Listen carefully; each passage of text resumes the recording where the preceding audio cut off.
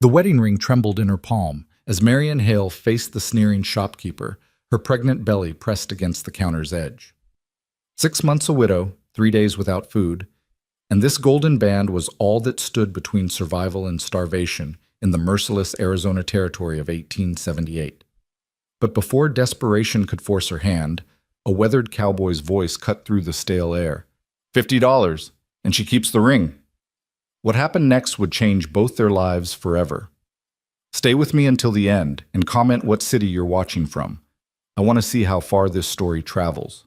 The heat in Tucson bore down like God's own anvil that September afternoon, turning the main street into a shimmering ribbon of dust and broken dreams. Inside Fletcher's general store, the air hung thick with the smell of salt pork, tobacco, and the particular stench of human cruelty that only desperation could produce. Marian Hale stood at the wooden counter, her threadbare calico dress doing little to hide her condition. 6 months pregnant, her face gaunt from hunger, she clutched the gold wedding ring in fingers that had grown thin as kindling. The metal was warm from being held so tightly during the 2-mile walk from her unfinished homestead, and even warmer from the tears she'd cried over it the night before. "I said $2, Mrs. Hale." Cyrus Fletcher leaned back in his chair, his thumbs hooked in his vest, eyes glittering with the cold arithmetic of a man who'd seen too many desperate people walk through his door. "Take it or leave it. Gold's common as dirt these days, what with the mines running full tilt." This was a lie, and they both knew it. The ring would fetch $10 easily, maybe $15 in Tucson. But Cyrus Fletcher had learned long ago that hungry people don't bargain well. Marian's throat worked, but no words came. She looked down at the ring, simple, unadorned, but engraved inside with words that had once meant everything. "All my days, Daniel." Her husband had worked 3 months of overtime at the Silver Queen mine to afford it, presenting it to her on their wedding day with hands still black with rock dust and eyes bright with promises of the life they'd build together. That was 14 months ago. Daniel Hale had been dead for 3. "Mrs. Hale?" Fletcher's voice carried that false patience that men use when they're enjoying someone else's suffering. "I've got customers waiting." There were no other customers. The store was empty save for the 3 of them, Fletcher behind his counter, Marian before it, and old Morton Griggs pretending to examine axe handles in the corner while actually watching the whole sorry scene unfold with the avid attention of a man whose own life held too little entertainment. Marian drew a shaking breath. The baby kicked inside her, a small flutter that felt like accusation. She hadn't eaten a proper meal in 3 days. The last of Daniel's savings had gone to pay the land office fees, the doctor who'd tried and failed to save her husband after the cave-in, and the preacher who'd said words over a pine box that held what little they'd recovered of the man she'd loved. The garden she'd tried to plant had withered in the brutal sun. The chickens had been taken by coyotes. The cow had dried up and died. Even her wedding dress had been traded months ago for flour and beans that were long gone now. All she had left was this ring and the child growing inside her. "I'll need enough for flour, beans, salt pork, and coffee," she said quietly, her voice barely carrying across the counter. "Enough to last 2 weeks, maybe 3, if I'm careful." Fletcher snorted. $2 won't buy you half that, woman. You'll get a sack of cornmeal and some bacon fat. That's it." "Please." The word came out broken. "I'm carrying a child. I just need—" "Should have thought of that before your husband went and got himself killed." Fletcher's words hit like a slap. "I'm running a business here, not a charity house for widows who can't manage their affairs." Marian's face went white. Morton Griggs shifted uncomfortably in the corner but said nothing. Speaking up would mean making an enemy of Fletcher, and a man needed to shop somewhere. The door opened, bringing with it a blast of furnace-hot air and the jingle of spurs. None of them paid much attention at first. Cowboys drifted through Tucson regularly, heading to or from the ranches that sprawled across the territory like brown stains on an already brown land. This one was tall, lean in the way of men who'd spent more time in the saddle than out of it, his face weathered to the color of saddle leather beneath the brim of a dusty black hat. He moved with the careful economy of motion that came from years of hard living, his spurs making almost no sound despite their silver decoration. His clothes were trail-worn but well-maintained, leather vest over a faded blue shirt, pants tucked into boots that had seen better days but were clean and oiled. A gun rode his hip in a holster that showed the smooth wear of long use. Elias Boone had been riding for 3 weeks, heading south to Sonora, where a friend had promised work breaking horses for the Mexican army. He'd stopped in Tucson to resupply before the last push through the desert, expecting nothing more than a quick transaction and a cold beer before moving on. What he hadn't expected was to walk into the middle of a woman's quiet devastation. He caught the tail end of Fletcher's words, something about widows and charity, and saw the woman at the counter flinch as if she'd been struck, saw the way her hand closed around something small and golden, saw the swell of her belly beneath the worn dress and the desperate set of her shoulders. Elias Boone had seen a lot of hard things in his 34 years. He'd fought in the war as a boy, buried his parents to fever, lost his sister and her children to Comanche raiders, and spent the years since drifting from job to job, town to town, carrying his grief like a saddle that never quite fit right. He'd learned to keep his head down, to not get involved, to take care of his horse and his gun and himself, and let the rest of the world sort itself out. But there was something about the way this woman stood, straight-backed despite the hunger in her face, clutching that ring like it was the last piece of solid ground in a world that had turned to quicksand, that reached past all his carefully constructed defenses and touched something he'd thought had died along with everyone he'd ever loved. $2, Fletcher was saying again, louder now, as if volume would somehow make the insult fair. Final offer. You can take it, or you can walk back out into that heat with nothing but your pride to fill your belly. Marian's fingers trembled as she began to lower the ring to the counter. Excuse me. Elias's voice wasn't loud, but it carried the weight of a man who'd learned to make himself heard in saloons, on battlefields, and across miles of open range. I couldn't help overhearing your transaction. Fletcher's eyes narrowed. This is a private matter between me and Mrs. Hale. Didn't sound very private, seeing as how I heard it from outside. Elias stepped up to the counter, positioning himself slightly between Marian and the shopkeeper in a move so subtle it seemed almost accidental. Almost. That ring she's holding, you said $2? That's right. Not that it's any of your concern, cowboy. Elias picked up his hat, which he'd removed upon entering, and set it deliberately on the counter. Then he reached into his vest and produced a leather purse, worn soft from years of use. The coins inside clinked with a sound that made Fletcher lean forward unconsciously. I'll give you $50 for it, Elias said quietly. The store went absolutely silent. Marian's head jerked up, her eyes wide with shock. Fletcher's mouth opened and closed like a landed fish. Even Morton Griggs stopped pretending to examine axe handles. 50? Fletcher sputtered. Now see here, that ring isn't worth but $50, Elias repeated, his tone unchanged. And she keeps the ring. He set the entire purse on the counter between them, with a soft thump that seemed to echo in the sudden quiet. That's every dollar I've earned in 3 months of work, Elias continued, his eyes locked on Fletcher's face. Should be more than enough to cover her supplies. Whatever's left, you can keep for your trouble. But the ring stays with Mrs. Hale. Marian made a small sound, something between a gasp and a sob. Sir, I can't possibly. Yes, you can.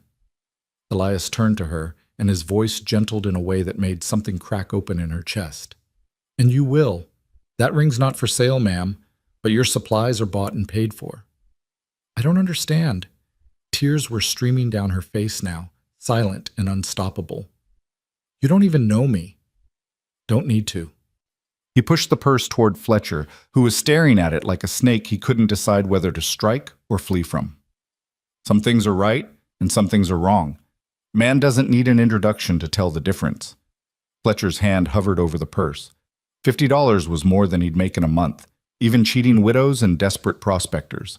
But accepting it meant acknowledging that he'd been ready to rob this woman blind for a fraction of what her ring was worth, and doing so in front of witnesses. I suppose, he said slowly, trying to recover some dignity, that I could make an exception in this case, since the gentleman is so generous. That's what I thought. Elias's voice could have cut glass. Now, Mrs. Hale needs flour, beans, salt pork, coffee, and anything else you'd recommend for a woman in her condition. Good quality, mind you. None of that weevily meal you keep in the back for Indians and drifters.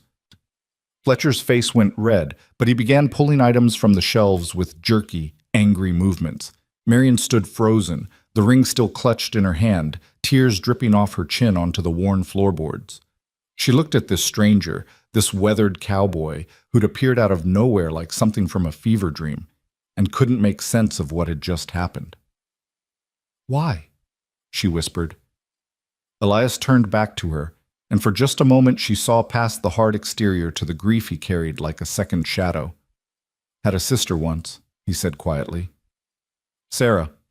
She died when her husband couldn't get help fast enough after her second baby came early. I wasn't there. Couldn't help.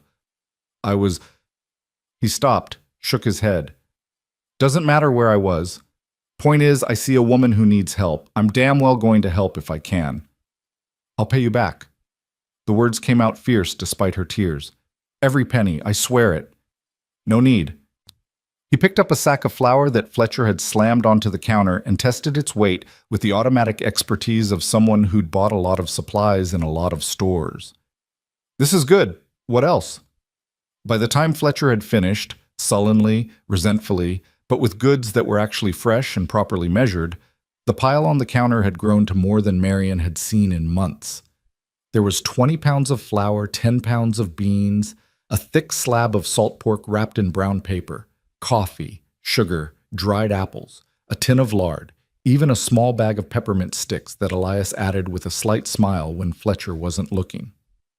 "That should hold you a while," Elias said, starting to load items into a crate he'd found by the door. "I live 2 miles out," Marion managed, trying to compose herself.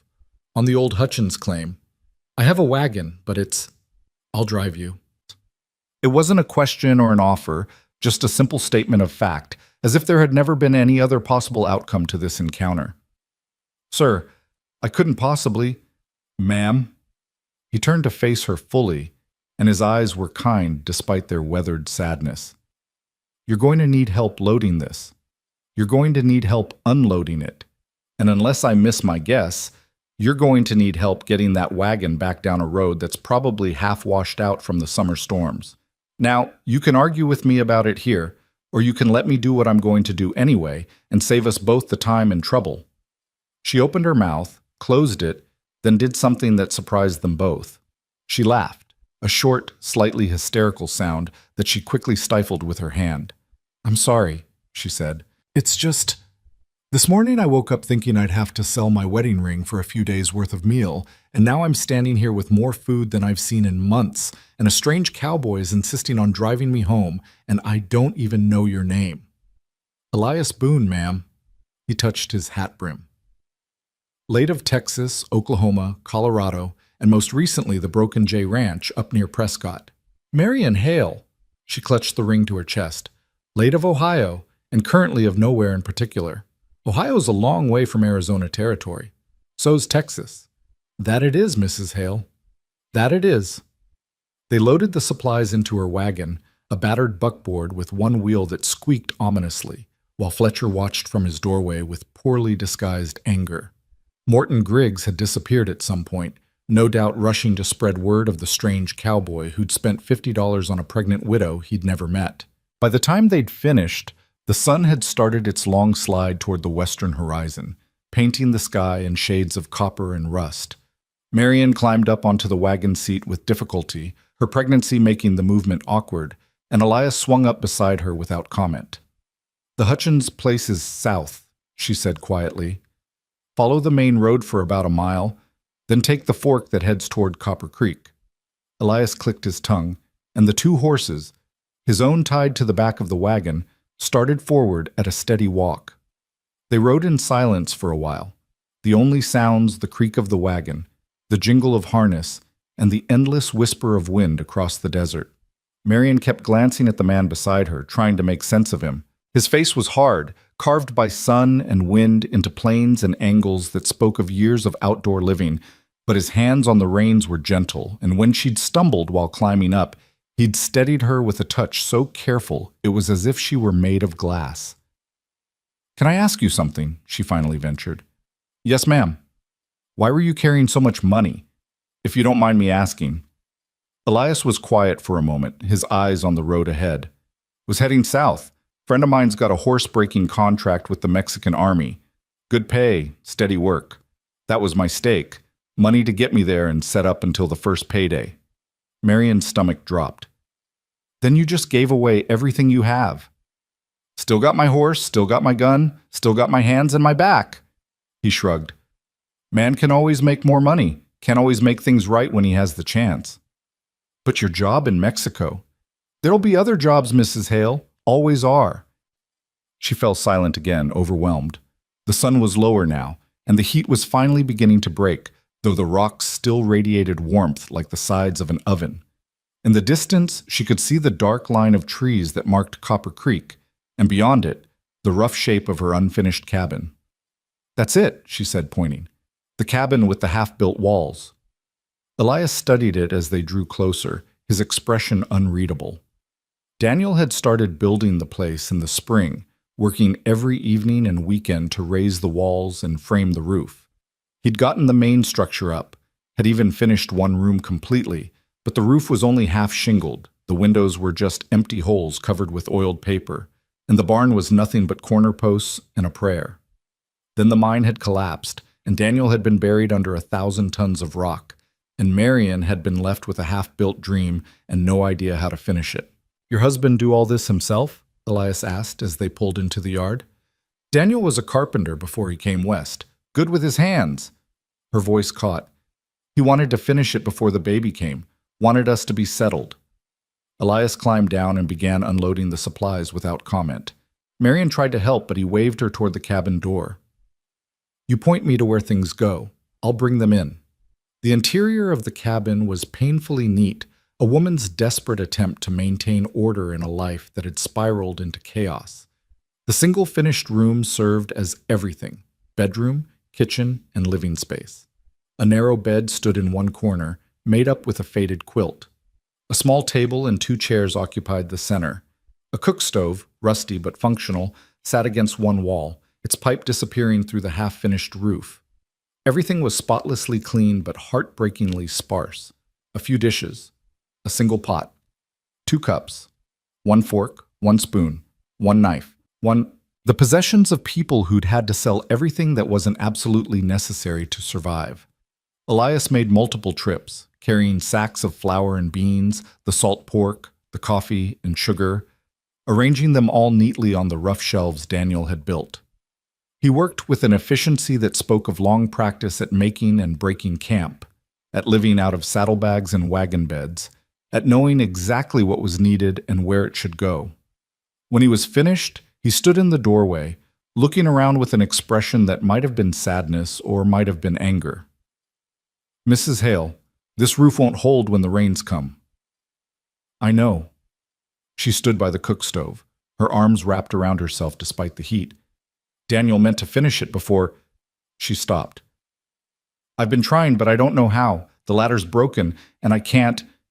She gestured at her belly, helpless. Elias was quiet for a long moment. Then, You got any more lumber? Some, behind the barn. But I can't pay... Didn't ask if you could pay. Asked if you had lumber. Marion's throat worked. Mr. Boone, you've already... Ma'am, I'm going to lay this out plain because the sun's going down and I need to decide whether I'm camping here tonight or riding back to town. He took off his hat, ran a hand through sweat-dampened hair. That roof is dangerous. If we get a storm, and we will get storms, this is monsoon season, that whole thing could come down on your head. The walls need bracing. Those window holes need proper shutters. And that excuse for a barn needs to be finished before winter, or any animals you manage to get will freeze. I know all that, she said quietly. I just don't know what to do about it. I do. He met her eyes. I spent 5 years building homesteads in Oklahoma after the war. I'm handy with a hammer and saw. You let me stay in that barn, or what there is of it, for a few days, and I'll get this place weather-tight before I move on. A few days.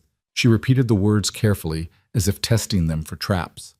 Week at most, just until the urgent work is done. Why would you do this? Already told you. Some things are right, and some things are wrong. Marion stood there in her half-finished cabin, looking at this stranger who'd already given her more than anyone had since Daniel died. Part of her wanted to say no, to maintain some shred of dignity and independence. But a larger part, the part that was terrified and exhausted and carrying a child she couldn't figure out how to keep alive, knew that pride was a luxury she couldn't afford. "All right," she said finally. "But I cook your meals. That's payment." A smile ghosted across his weathered face. "Yes, ma'am. That sounds more than fair." He went back out to tend to his horse, a rangy bay gelding with intelligent eyes and white socks on its hind legs, while Marion stood in her cabin, clutching Daniel's ring in one hand and pressing the other to her belly where their child was moving. "What do you think, little one?" she whispered. "Is he an angel or just a drifter with a kind heart?" The baby kicked, which she chose to interpret as approval. Outside, Elias Boone unsaddled his horse and rubbed it down, his movements automatic after so many years of the same routine. He hadn't been lying about the job in Mexico. It had been a good opportunity, and he'd been looking forward to it. But when he'd walked into that general store and seen Marion Hale standing there, starving and desperate, trying to trade her dead husband's ring for enough food to survive another week, something in him had simply shifted. He thought about Sarah, his sister, dying alone while he was off chasing work in Kansas.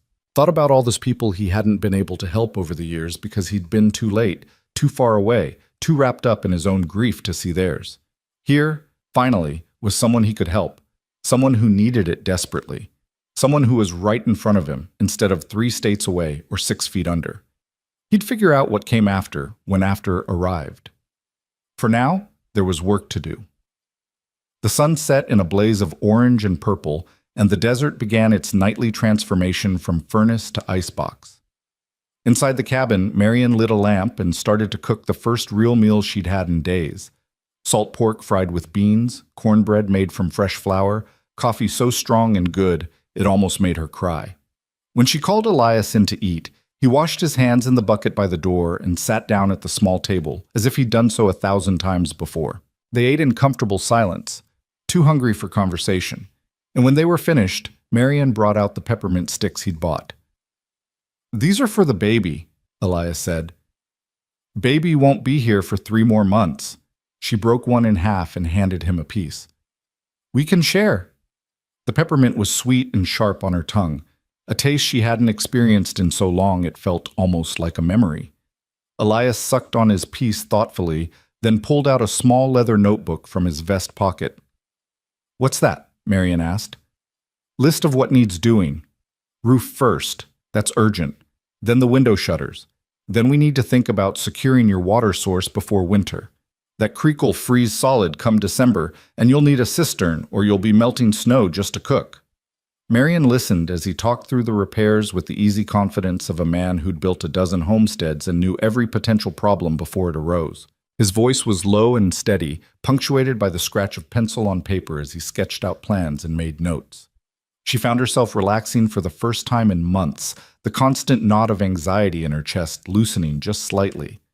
Maybe it wouldn't be enough. Maybe she'd still lose everything when winter came.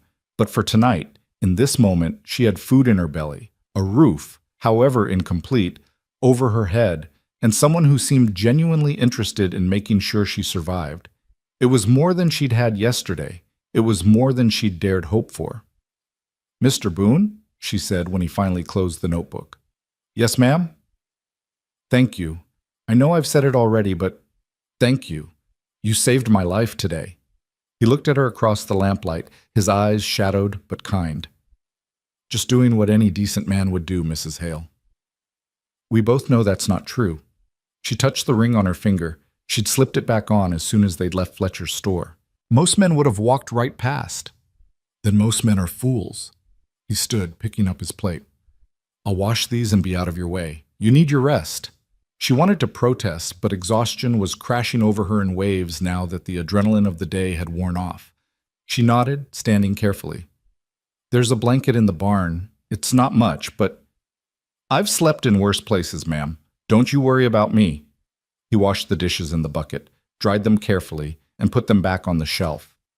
Then he touched his hat brim to her, a gesture that was somehow both formal and intimate. and stepped out into the night. Marion stood in her cabin, listening to his footsteps fade toward the barn. Through the window, just an empty frame covered with oiled paper, she could see stars beginning to appear in the darkening sky. She thought about Daniel, about the life they'd planned and lost, about the baby growing inside her who would never know their father, about all the ways her life had narrowed down to this: a half-built cabin, a pregnancy she didn't know how to survive, and a future that had looked like nothing but hunger and fear. Until today. Until a weathered cowboy had walked into Fletcher's store and said, $50, and she keeps the ring. Marion undressed carefully, hanging her dress on a peg, and climbed into bed. The sheets smelled of sun and soap. She'd washed them just yesterday in creek water, scrubbing them on rocks because she didn't have a proper washboard. As she lay there in the darkness, one hand on her belly and the other clutching the ring that had nearly been sold for $2 worth of cornmeal, she allowed herself something she hadn't permitted in months. She allowed herself to hope. Outside, in the incomplete barn, Elias Boone wrapped himself in a worn blanket and used his saddle as a pillow, the same way he'd slept for years, in 100 different places, always alone. But tonight felt different somehow. Tonight he wasn't just drifting through, killing time until the next job or the next town. Tonight he had a purpose, clear and immediate and right in front of him. Fix the roof. Build the shutters. Make sure Marion Hale and her unborn child survived the winter. It wasn't much, as purposes went. It wouldn't bring back Sarah or his parents or anyone else he'd lost. It wouldn't erase the war or the years of drifting or the particular loneliness that came from having no place and no people to call his own. But it was something, and something, after so many years of nothing, felt like enough. He closed his eyes and slept and dreamed of hammers and nails and the satisfying sound of wood fitting perfectly into place. In the cabin, Marion slept too, deeper and more peacefully than she had in 3 months. Neither of them knew that this was just the beginning, that the choice Elias had made in Fletcher's store would change both their lives in ways they couldn't yet imagine. They didn't know about the storms coming, both literal and metaphorical.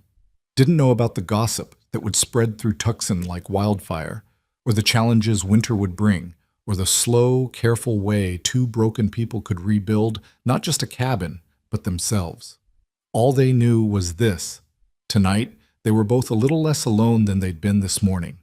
And in the hard country of the Arizona Territory in 1878, that was enough of a miracle to carry them through to tomorrow.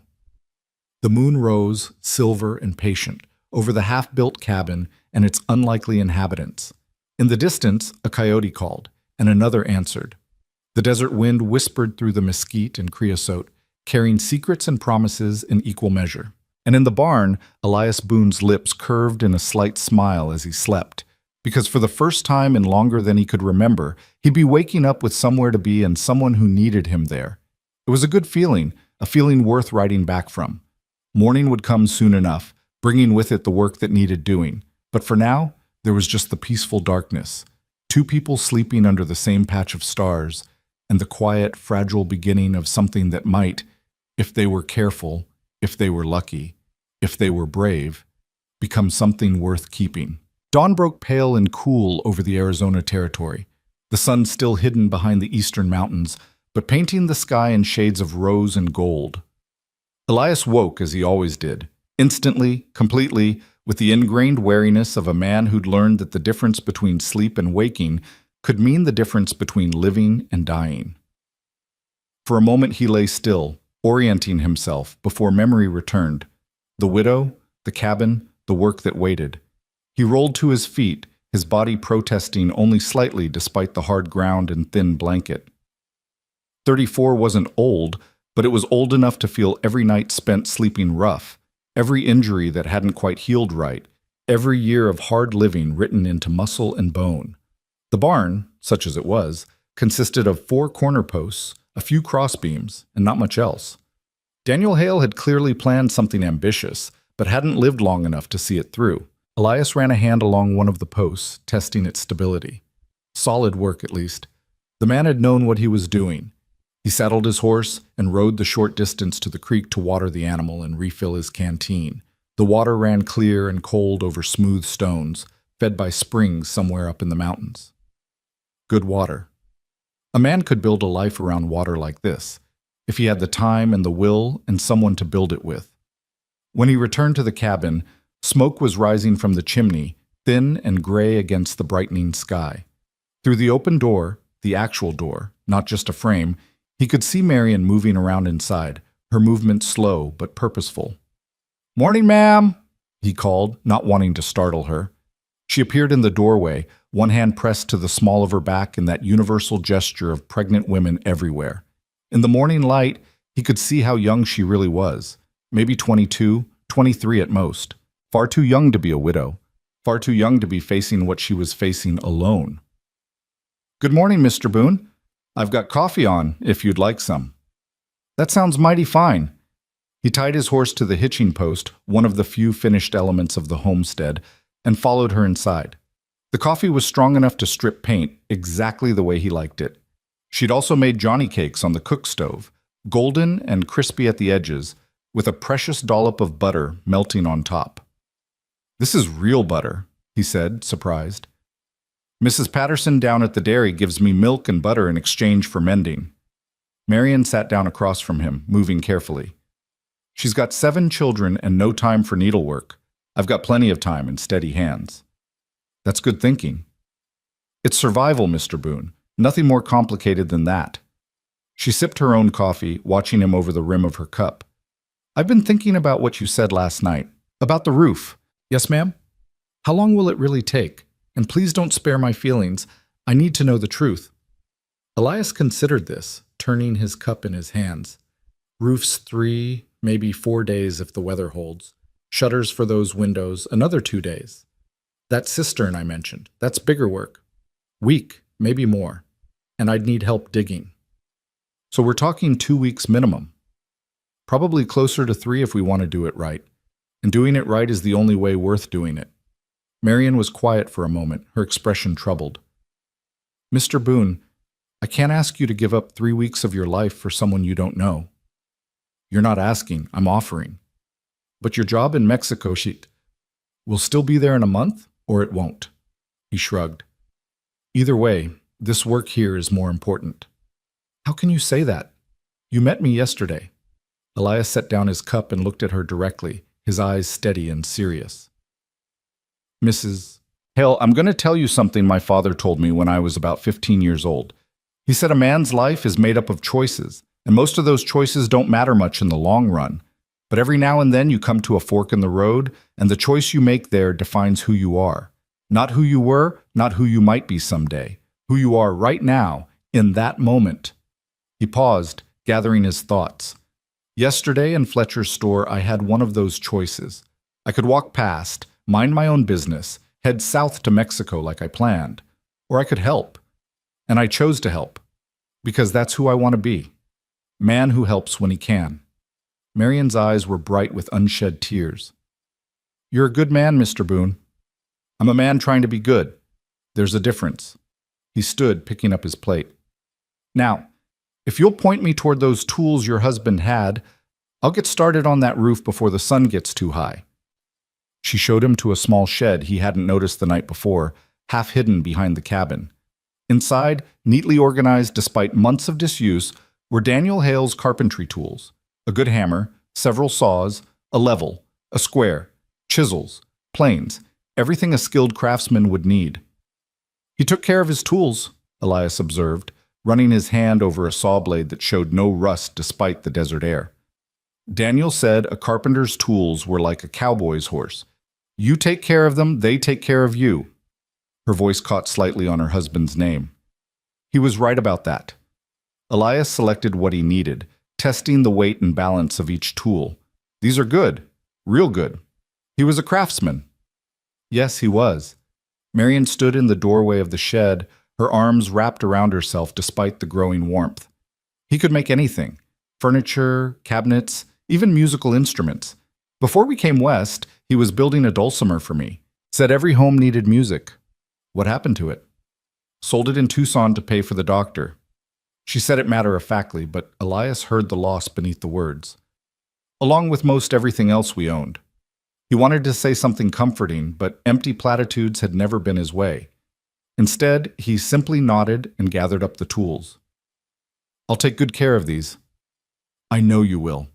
The work began in earnest then. Elias climbed up onto the partial roof using a ladder he'd reinforced first thing. Marion had been right that it was dangerous, and assessed the situation.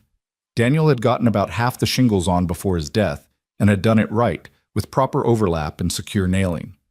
The rest of the roof was just exposed beams and battens, covered inadequately with a rotting tarp that wouldn't last another good storm. The lumber Daniel had stockpiled behind the barn was rough-cut pine, not ideal but serviceable. Elias spent the morning measuring and cutting, the rasp of the saw a steady rhythm that seemed to calm something in him.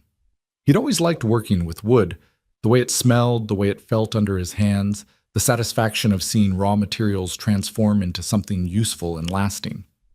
By midday, the sun was a hammer beating down on his back, and sweat soaked through his shirt. He climbed down to rest in the shade and found Marion waiting with a bucket of cool water from the creek and a clean rag. "You'll burn yourself to leather if you're not careful," she said, handing him a dipper full of water. "Already am leather, ma'am, but I appreciate the thought." He drank deeply, then dunked the rag in the bucket and wiped his face and neck. "How are you holding up?" "I'm not the one climbing around on a roof in the heat of the day." "No, but you're carrying extra weight in this heat, which is its own kind of hard." He studied her face, noting the shadows under her eyes, the hollow of her cheeks that spoke of long hunger only recently eased. "When's the baby due?" "December. Early part, the doctor thinks, though there's no way to know for sure." "That's good. Gives us time to get this place sealed up tight before the cold really sets in." He paused. "You got anyone who can be with you when your time comes?" Marion looked away, her jaw tight. "There's a midwife in town, Mrs. Henderson. She said she'd come if someone fetched her. And if there's a storm, if the roads are washed out, then I'll manage on my own." Her voice was fierce now, almost angry. "Women have been having babies since the beginning of time, Mr. Boone. I'll figure it out." "I'm sure you will." He said it gently, not wanting to push. "Just seems like something worth planning for is all. I plan for it every day. Every single day I wake up and think about what might go wrong, what I need to do, how I'll handle it if I'm alone." She pressed a hand to her belly. "But worrying doesn't change anything, does it? So I try not to borrow trouble." "That's wise." "That's exhausting." She managed a small smile. "But it's what I've got." They ate dinner at midday. More beans, some of the dried apples stewed with a little sugar until they were soft and sweet, and fresh bread that Marion had baked in the morning before the heat got too bad. Elias ate with the steady focus of a man used to fueling his body for work, but he noticed things too. The way Marion took small portions, as if still unable to believe the food wouldn't run out. The way she watched him eat with an expression that was part relief and part something harder to define. "You're a good cook," he said, mopping up the last of the bean juice with a piece of bread. "I'm an adequate cook with limited ingredients." But she looked pleased. "My mother tried to teach me fancy cooking back in Ohio. Sauces and soufflés and things made with cream and wine. I never saw the point. Now I wish I'd paid more attention, just so I could make something besides beans and cornbread." "Beans and cornbread kept armies marching through the war. Nothing wrong with them." "You fought?" She asked it carefully, as if uncertain whether the topic was allowed. "Joined up in '63 when I was 16, lied about my age, thought it would be an adventure." His smile was bitter. "Found out different quick enough." Daniel was too young for the war. He used to say it was his one piece of luck, being born in '49 instead of '45. Lucky indeed. Elias stood, stretching muscles that were already starting to stiffen. "I should get back to it. Want to get at least another 6 rows of shingles on before dark." "Mr. Boone?" Marion's voice stopped him at the door. "You don't have to tell me about the war if you don't want to. But if you ever do want to talk about it, I'm a good listener." He looked back at her, this young widow with her own griefs so fresh and heavy, offering to carry some of his. "Thank you, ma'am. I'll keep that in mind." The afternoon wore on, hot and still. Elias worked steadily, the monotony of the task almost meditative. Measure, cut, position, nail. Again and again, each shingle overlapping the one below it, each nail driven true and deep. His hands remembered this work from years past, from the homesteads he'd built in Oklahoma and Kansas and Colorado, always for someone else, always moving on before the final nail was driven. From his vantage point on the roof, he could see the whole of Marion's small claim, the half-built barn, the struggling garden plot, the creek winding through the cottonwoods at the property's edge. It was hardscrabble land, no question about it, but there was potential here. With work and time and enough water, a person could make something of this place. He thought about Mexico, about the job waiting there, about the life he'd imagined for himself. Always moving, always working, never staying long enough to put down roots or make connections that would hurt when they inevitably broke. It had seemed like the smart choice, the safe choice, after losing everyone he'd ever cared about. But watching Marion move around her little homestead far below, hanging laundry on a line strung between two posts, her movements slow but determined, he wondered if safety was worth the loneliness it cost. The sun was starting its descent when he heard the rattle of wagon wheels and the sound of voices. He looked up to see a buckboard approaching, driven by a stout woman in a gingham dress with 3 children piled in the back. Marion heard it too, and came out of the cabin, shading her eyes against the sun. "Mrs. Patterson," she called, "this is a surprise." The woman pulled the wagon to a stop and climbed down with the ease of long practice. "Heard some interesting news in town this morning," she said, her voice carrying clearly up to where Elias perched on the roof.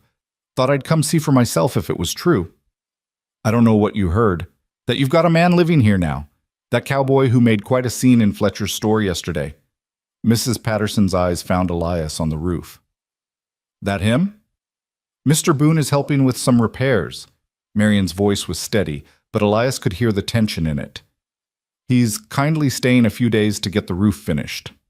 "Staying where exactly?" "In the barn, Mrs. Patterson. Where else would he stay?" The older woman pursed her lips, considering. Her children had climbed out of the wagon and were chasing each other around the yard, their shrieks and laughter cutting through the tension. "Marion, honey, you know I like you. You do good work with that needle of yours. But people are talking. Let them talk. It's not that simple, and you know it." Mrs. Patterson's voice softened. "You're a young widow, about to have a baby, all alone out here. Now there's a strange man living on your property. People are going to draw conclusions. Let them draw whatever conclusions they want." There was steel in Marion's voice now. "Mr. Boone gave me food when I was starving and is fixing my roof so I don't freeze to death this winter. Anyone who wants to make something ugly out of that can go straight to my—" "Marion." Mrs. Patterson looked genuinely shocked. Elias decided it was time to intervene. He climbed down the ladder and walked over, removing his hat as he approached. "Afternoon, ma'am. I'm Elias Boone. I apologize if my presence here has caused Mrs. Hale any trouble. That certainly wasn't my intention." Mrs. Patterson looked him up and down with the assessing eye of a woman who'd spent years evaluating ranch hands and drifters. "What exactly are your intentions, Mr. Boone?" "To fix this roof before the rains come. To make sure Mrs. Hale and her baby have a fighting chance at surviving the winter. Beyond that, ma'am, I don't have any intentions at all." "You expect me to believe you're doing all this out of the goodness of your heart?" "I expect you to believe whatever you choose to believe, ma'am, but the facts are simple. I'm a carpenter by trade, I've got time before my next job, and Mrs. Hale needs help. That's the whole story." The two locked eyes for a long moment. Finally, Mrs. Patterson's expression softened slightly. "You seem like a decent man, Mr. Boone, but you have to understand, this is a small community. People talk, and Marion here is already in a vulnerable position. I do understand that, ma'am, which is why I'm working as fast as I can to get this done and be on my way." "See that you do." She turned back to Marion. "I brought you milk and butter like usual. And some eggs. The hens have been laying well this week." "Thank you." Marion's voice was quiet now. "I appreciate it." "I know you do, honey." Mrs. Patterson patted her arm. "Just be careful, all right? Not everyone in town is as understanding as I am." After the woman and her boisterous children had departed, Marion stood in the yard for a long moment, her arms wrapped around herself. Elias approached carefully. "I'm sorry," she said without looking at him. "I should have thought about how it would look, having you here." "Nothing to apologize for." She's right that people will talk. People always talk. They talked when Daniel died, saying he was careless, saying he took unnecessary risks.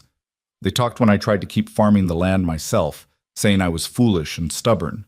They'll talk no matter what I do. She finally looked at him, her eyes defiant.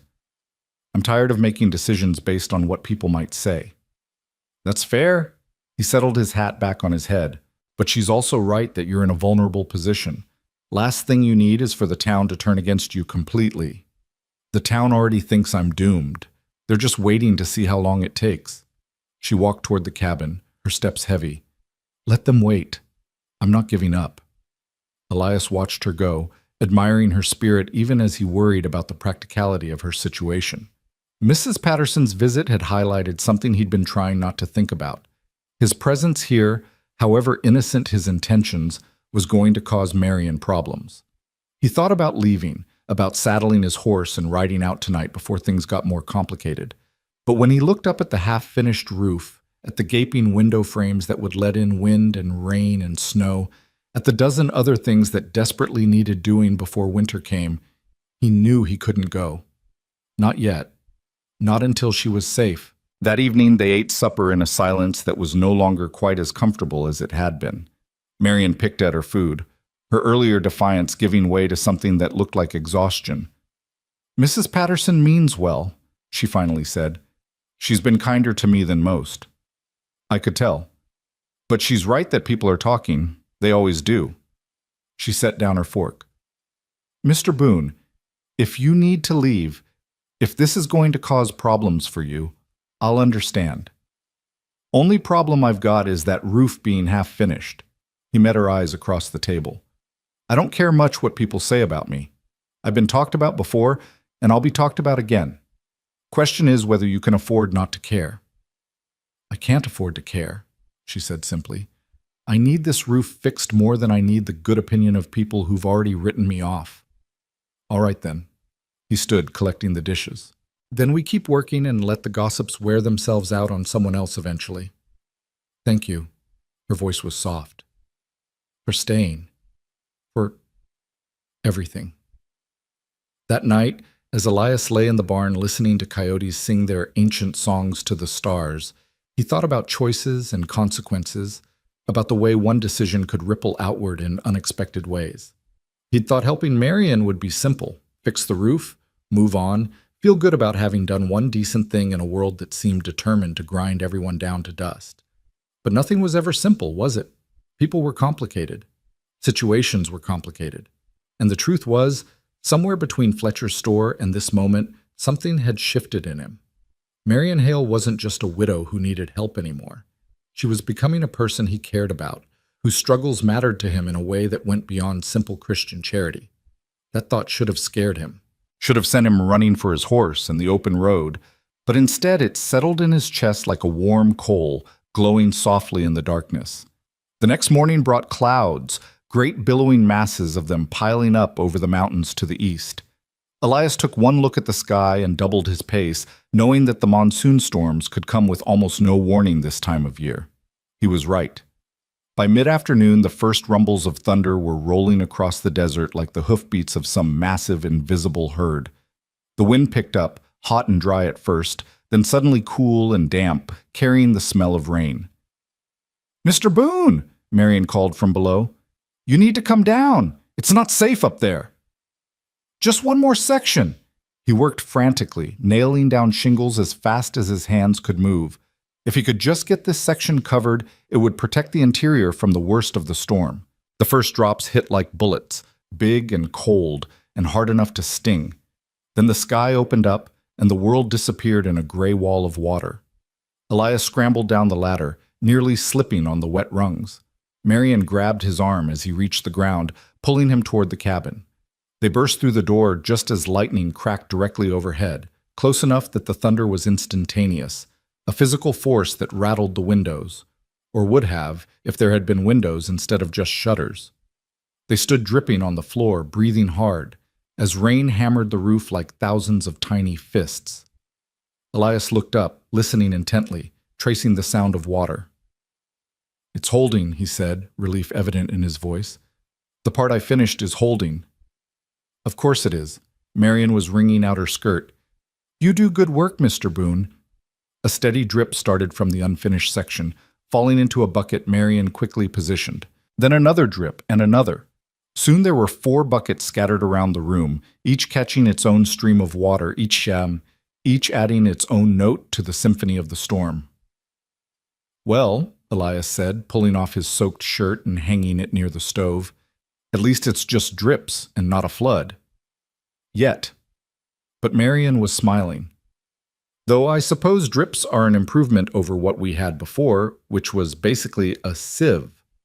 The storm raged for hours, the rain so heavy that the world beyond the cabin walls became nothing but sound and fury. They sat at the small table, drinking coffee and listening to the drums of water on wood, on earth, on everything. I love this, Marion said suddenly. The storms. Daniel thought I was crazy, but I've always loved them, the power of it, the way it makes you feel small and safe all at once if you're inside looking out. I know what you mean. Elias watched rain sheet past the window opening. It's like the world is washing itself clean, starting over. Exactly. She wrapped her hands around her cup. When I was a girl in Ohio, I used to sit on our porch during thunderstorms and watch the lightning. My mother said I'd be struck dead for tempting fate, but I never could help myself. There was something about it that felt true, I guess, like nature being honest about what it is. Honest is a good word for it. A storm doesn't pretend to be anything but what it is. They fell silent, listening. After a while, Marion said, "Tell me about your sister, Sarah, if you want to." Elias was quiet for so long that she thought he wasn't going to answer. Then, she was 4 years younger than me. Stubborn as a mule, kind as summer rain. Married a farmer named Tom Patterson, no relation to your Mrs. Patterson, when she was 17. Had 2 babies by the time she was 20. What happened to her? 3rd baby came early. Tom was 10 miles away, helping a neighbor with a barn raising when Sarah's time came. By the time someone rode out to fetch him, it was too late. Baby died. Sarah died 2 days later from the bleeding. His voice was matter-of-fact, but his hands were tight around his cup. I was in Kansas working cattle. Didn't even know she was pregnant. Got a letter 3 weeks after she was buried. I'm so sorry. Me too. He looked up at her. That's why when I saw you in Fletcher's store, I couldn't walk away. You looked like Sarah did in the last letter she sent me, trying to be strong, trying not to ask for help, but needing it desperately. I wasn't there for her, but I was there for you. It seemed like maybe that meant something. Marion reached across the table and took his hand. It was the first time she'd touched him intentionally, and the contact sent something warm through both of them. Not romantic, not yet, but a recognition of shared grief, of understanding. It means everything, she said quietly. You saved my life, Mr. Boone, and my baby's life. That means everything. They sat like that as the storm raged outside, 2 people who'd lost too much finding a moment of peace in the midst of chaos. The rain drummed on, the buckets filled and were emptied and filled again, and slowly, gradually, the world began to lighten as the storm passed. By evening, the rain had softened to a gentle patter, and the air coming through the window openings was cool and clean, scrubbed free of dust. Elias went out to check on his horse and found the animal standing patiently in the partial shelter of the barn, wet but unharmed. You're a good boy, he murmured, rubbing the horse's nose. Best horse I've ever had, and that's the truth. When he returned to the cabin, Marion had lit lamps against the gathering darkness and was stirring something on the stove that smelled like heaven. Onions and salt pork and beans, simple but rich.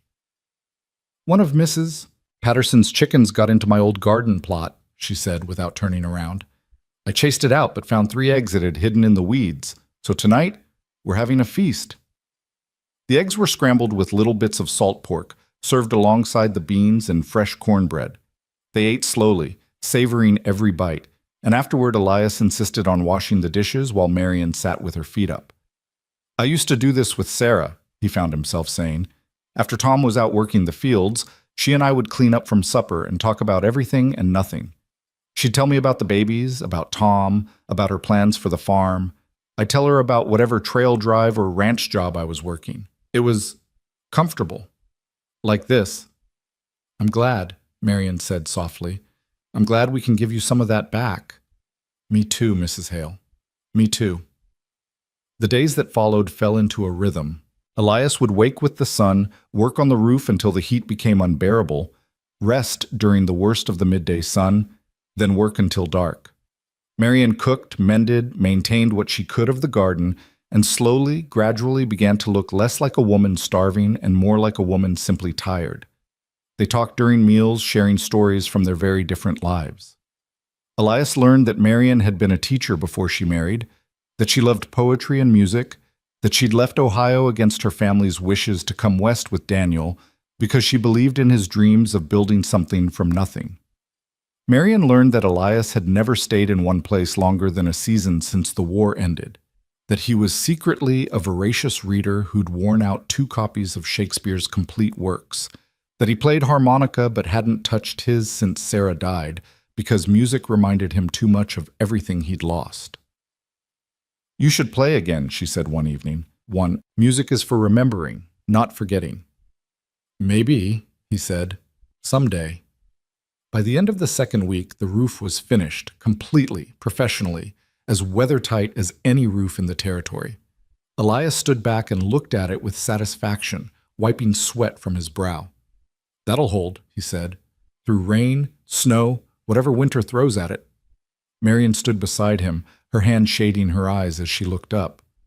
It's beautiful, she said, and her voice caught on the word. Daniel would be proud. It was his design. I just finished what he started. No, she turned to him. You gave us a future. That's more than finishing. That's hope. The next project was the window shutters, which went faster now that Elias knew the cabin's quirks and had the tools arranged to his liking. He built them sturdy, with good hinges and strong latches, so they could be closed against storms or opened to let in light and air as needed. While he worked, Marian surprised him by starting to tackle the barn herself. Not the building, which was beyond her in her condition, but the organization of it. She swept out months of accumulated dirt and debris, arranged the tools properly, created a space that was actually habitable rather than just shelter from the elements. You didn't have to do all this, Elias said, when he came to put away his saw one evening and found the barn transformed. Yes, I did. She wiped her forehead with the back of her hand. You're giving me so much. I needed to give something back. Mrs. Hale, Marian, she said it firmly. We've been living on the same property for 2 weeks now, Mr. Boone. I think we can use first names. Elias, he said and smiled. Nice to properly meet you, Marian. Nice to properly meet you, Elias. They stood there in the clean barn, surrounded by organized tools and sweet-smelling hay Marian had somehow bartered for, and something shifted again. The formality that had kept them at a safe distance began to crack, letting in something warmer, more dangerous, more real. That night, Elias lay awake long after he should have been sleeping, listening to the sounds of the desert night and thinking about the choices he'd made, the ones he was making and the ones that were coming. Mexico seemed very far away now, and the idea of leaving seemed complicated. He told himself it was just because the work wasn't finished. The cistern still needed to be dug, the barn still needed walls and a roof. There were a dozen other things that needed doing before winter came and before Marian's time arrived. But he knew, even as he told himself these things, that the truth was more complicated. The truth was that he'd started to care. About the cabin, yes, and about the work, but mostly about the woman who lived here and the child she was carrying and the future they were trying to build from the rubble of their losses. And caring, as he'd learned the hard way, was the most dangerous thing a drifter could do. The morning Elias started digging the cistern, the sky was pale as old bone, and the air carried the first real hint of autumn, a coolness that lingered even after the sun rose, promising that summer's brutal grip was finally beginning to loosen. He'd spent the previous evening pacing out the best location, settling on a spot near the cabin where the ground sloped naturally toward the creek, but was high enough to avoid flooding. This is going to be hard work, Marian said, watching him mark out a circle in the dirt with stakes and string. You'll need help. I'll manage. Elias. She used his first name now, without hesitation, and the sound of it still did something strange to his chest each time. You can't dig a cistern alone. It's too much for one man, and you know it. He did know it. A proper cistern needed to be at least 8 feet deep and 6 feet across, lined with stones to keep the walls from collapsing and the water clean. It was backbreaking work even with help, nearly impossible alone. I could ask around in town, he said reluctantly. See if anyone's willing to work for day wages. Who in town would work for a woman who's got a cowboy living in her barn? Marion's voice was dry. Mrs. Patterson's visit 2 weeks ago started tongues wagging. By now, half of Tucson probably thinks we're living in sin, and the other half thinks I've lost my mind. That's not fair to you. Life's not fair, Elias. We both know that. She adjusted her shawl against the morning chill, one hand resting on her belly where the baby was visibly larger now, making itself known with frequent kicks and movements. But I think I know someone who might help. Tom Bridger. Who's that? He owns the claim adjacent to this one, about 2 miles west. He's different, keeps to himself mostly. But Daniel helped him repair his wagon wheel once, and Tom said he owed us a favor. Worth trying, I suppose. Elias wiped his hands on his pants. You know how to get there? I can draw you a map. But when Elias rode out an hour later, following Marion's carefully sketched directions, he found that Tom Bridger wasn't what he'd expected. The man who emerged from a dugout shelter carved into the side of a hill was somewhere past 50, with long gray hair tied back in a leather cord and eyes the color of winter sky. He wore buckskin pants and a cotton shirt, and his face bore the weathered lines of someone who'd spent decades under the western sun. You're the cowboy staying with the Hale widow, Bridger said without preamble. Heard about you. News travels fast. News travels the only speed it knows. Bridger studied him with unsettling intensity. What do you want? Mrs. Hale said you might be willing to help dig a cistern. I can pay. Don't want your money. Bridger turned and walked back toward his dugout. But I owed Daniel Hale a debt. Figure I can transfer that debt to his widow. When do we start? Tomorrow morning? Dawn, bring coffee. Bridger paused at his doorway. You planning on staying after the cistern's done? I don't know. You should. And with that cryptic statement, Bridger disappeared into his home, leaving Elias standing in the dusty yard wondering what exactly he'd just agreed to. Tom Bridger arrived the next morning before the sun had fully cleared the mountains, riding a mule and carrying his own tools. He nodded to Elias, accepted a cup of the coffee Marion had made strong enough to float horseshoes, and set to work without another word. The man was a machine. Despite his age, he could swing a pickaxe for hours without tiring, his movements economical and precise. Elias found himself working harder just to keep pace, and by midday both men were soaked with sweat despite the cooling weather. Marion brought them water and food at intervals, and Elias noticed the way Bridger spoke to her, respectfully, but with a gentleness that suggested he knew what it was to lose someone. When she mentioned Daniel, Bridger nodded. He was a good man, Bridger said simply, deserved better than what he got. Yes, he did. Marion's voice was steady, but Elias saw her hand tighten on her shawl. But I'm grateful for the time we had. That's the right way to think about it. Bridger drained his cup and stood. Most folks waste time on anger. Better to be grateful for what was and work toward what might be. They dug for 5 days straight, carving into the hard desert earth with picks and shovels, hauling bucket after bucket of dirt and rock. The hole grew deeper, and as it did, Bridger taught Elias the tricks of the trade. How to angle the walls just right to prevent collapse. How to identify the layer of clay that would hold water best. How to judge when they'd gone deep enough. On the 4th day, while they were taking a break in the shade, Bridger finally spoke more than a few words at a stretch. You care about her, he said, not quite making it a question. Elias took a long drink of water before answering. She needed help. That's not what I asked. I know what you asked. Elias set down his cup. And I don't know the answer. I care about her the way any decent person would care about someone in trouble. Beyond that, he shrugged. You're lying to yourself. Bridger said it without judgment, just stating a fact. Seen it before. Man tells himself he's just being helpful, just doing the right thing, all while his heart's making decisions his head doesn't want to admit to. Even if that were true, and I'm not saying it is, What difference does it make? She's a widow. She's pregnant with another man's child. She's got no reason to want anything to do with a drifter like me. You think she looks at you like you're just some helpful drifter? Bridger smiled slightly. You're more blind than I thought. Elias wanted to argue, but something in Bridger's expression stopped him. Instead, he asked, How do you know so much about this? Had a wife once, lost her to cholera back in '52, spent 15 years telling myself I was fine alone, that I didn't need anybody, that caring too much just led to hurt. Bridger picked up his pickaxe. Then one day I woke up and realized I'd wasted 15 years being too scared to try again. Don't make my mistake, cowboy. Life's too short and too hard to spend it running from the possibility of happiness. They finished the cistern on the 5th day, lining it with carefully selected stones that Bridger somehow knew would hold without mortar.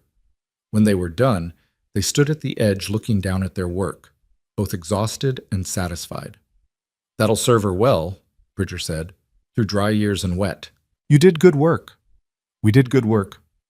Yeah, we did. Bridger offered his hand and Elias shook it. You need help with anything else? You send word. I'll come. Thank you for everything. Thank Daniel. I'm just paying a debt. Bridger mounted his mule, then paused. But for what it's worth, I think you're good for each other, her and you. Just don't wait too long to figure that out. After Bridger left, Elias stood alone in the yard, looking at the cabin with its finished roof and proper shutters, at the cistern that would hold water through the winter, at all the work they'd accomplished together. He'd been here nearly a month now, and the place looked transformed, still rough, still unfinished in places, but no longer desperate, no longer doomed. Marion came out of the cabin, moving more slowly now as her pregnancy advanced. She looked at the cistern, then at him, and smiled with such genuine happiness that it hurt something in his chest. It's perfect, she said. She adds, Elias, it's absolutely perfect. Bridger did most of it. No, you both did it. Together. She moved to stand beside him. I can't believe how much has changed in just a few weeks. This place, it looks like a real home now. It is a real home. You made it that. They stood together in the afternoon sun, and Elias was acutely aware of her presence beside him, of the way her shoulder almost touched his arm, of how natural it felt to be standing here with her like this. There's a harvest dance in town next week, Marion said suddenly, her voice careful. Mrs. Patterson mentioned it when she brought milk yesterday. She said... She paused, then continued in a rush. She said it would be good for me to go, to show people I'm not hiding out here in shame or fear. That's probably wise. Would you... She stopped, took a breath. Would you consider coming with me? I know it's asking a lot and people will talk even more, but I don't want to go alone and you're my friend. I think. I hope. Friend. The word should have been safe, comfortable. Instead, it felt insufficient in a way Elias couldn't quite articulate. I'd be honored, he said quietly. But Marion, you should know that me going with you will make the gossip worse, not better. I know, but I'm tired of making decisions based on gossip. She turned to face him fully. The truth is, I want you there.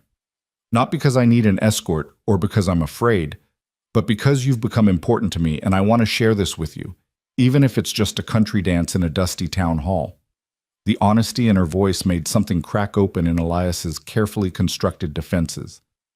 Then I'll be there, he said. Gossip be damned. Her smile was worth every word he'd ever spoken.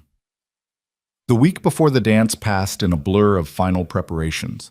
Elias worked on smaller projects, fixing the porch steps, reinforcing the chicken coop Marion had bartered for, building a proper door for the barn. Marion spent her time cleaning and organizing, and one afternoon Elias came in to find her standing before her small mirror, holding up a faded blue dress with an expression of dismay. What's wrong?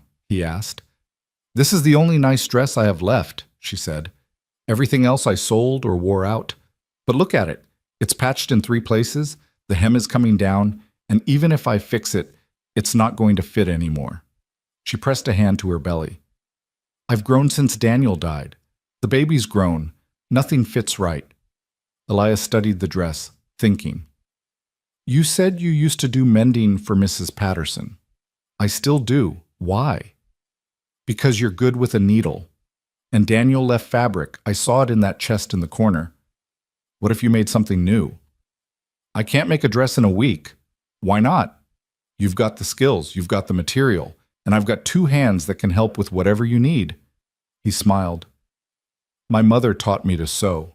Not fancy work, but I can manage a straight seam if you guide me. The idea seemed to spark something in Marian.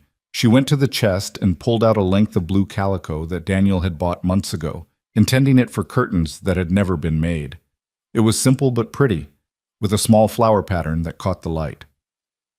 It would work, she said slowly, if I'm careful with the measurements, if I plan it right. Then let's plan it right. Over the next 3 days, Marian worked on the dress with an intensity that spoke of how much it meant to her. She cut the pattern from an old dress, adjusting for her changed figure, and pieced it together with tiny, perfect stitches. Elias helped where he could, holding fabric taut, threading needles, offering opinions when asked. You're good at this, Marian said one evening as they worked by lamplight. Your mother taught you well. She said every person should know how to mend what they own. Made me and Sarah both learn to cook, sew, keep house. Said she wouldn't raise children who couldn't take care of themselves. She sounds like she was a remarkable woman. She was. Elias finished the seam he was working on and held it up for inspection. Lost her to fever when I was 19. Pa went 6 months later. Couldn't live without her, I think. Just gave up. That's heartbreaking. It's love. He said it simply. The real kind. The kind that means when one person goes, the other person's not whole anymore. Marian was quiet for a moment, her needle moving steadily through the fabric. Daniel and I had that, she finally said. Or at least I thought we did. We were only married a year, but it was a good year. A happy year, despite how hard everything was. I'm glad you had that time together. So am I, but sometimes I wonder. She stopped, shook her head. Never mind, it's foolish. Tell me anyway. I wonder if I'm allowed to feel happy again. If it's a betrayal somehow, to laugh or enjoy something, or look forward to the future when Daniel's not here to share it. She set down her sewing. Is that terrible? No. Elias moved closer, his voice gentle. It's human. But Marian, I don't think Daniel would want you to stop living just because he couldn't keep living. I think he'd want you to raise that baby, make a good life, find joy where you can. You didn't know him. No. But I know what I'd want if I were him. I'd want the woman I love to survive, to thrive, to be happy. He paused, even if that happiness eventually included someone else. Their eyes met across the lamplight, and something passed between them, an acknowledgement of feelings that neither was quite ready to name but could no longer completely deny. The dress is beautiful, Elias said, breaking the moment. You should be proud. I am. Marian picked up her needle again. Thank you for helping. For everything. The night of the dance arrived cool and clear, with stars scattered across the sky like diamonds on velvet. Marian emerged from the cabin in her new blue dress, and Elias felt his breath catch. The dress fit her perfectly, accommodating her pregnancy while somehow making her look elegant rather than awkward. She'd done something to her hair too, pinning it up in a way that showed the graceful line of her neck.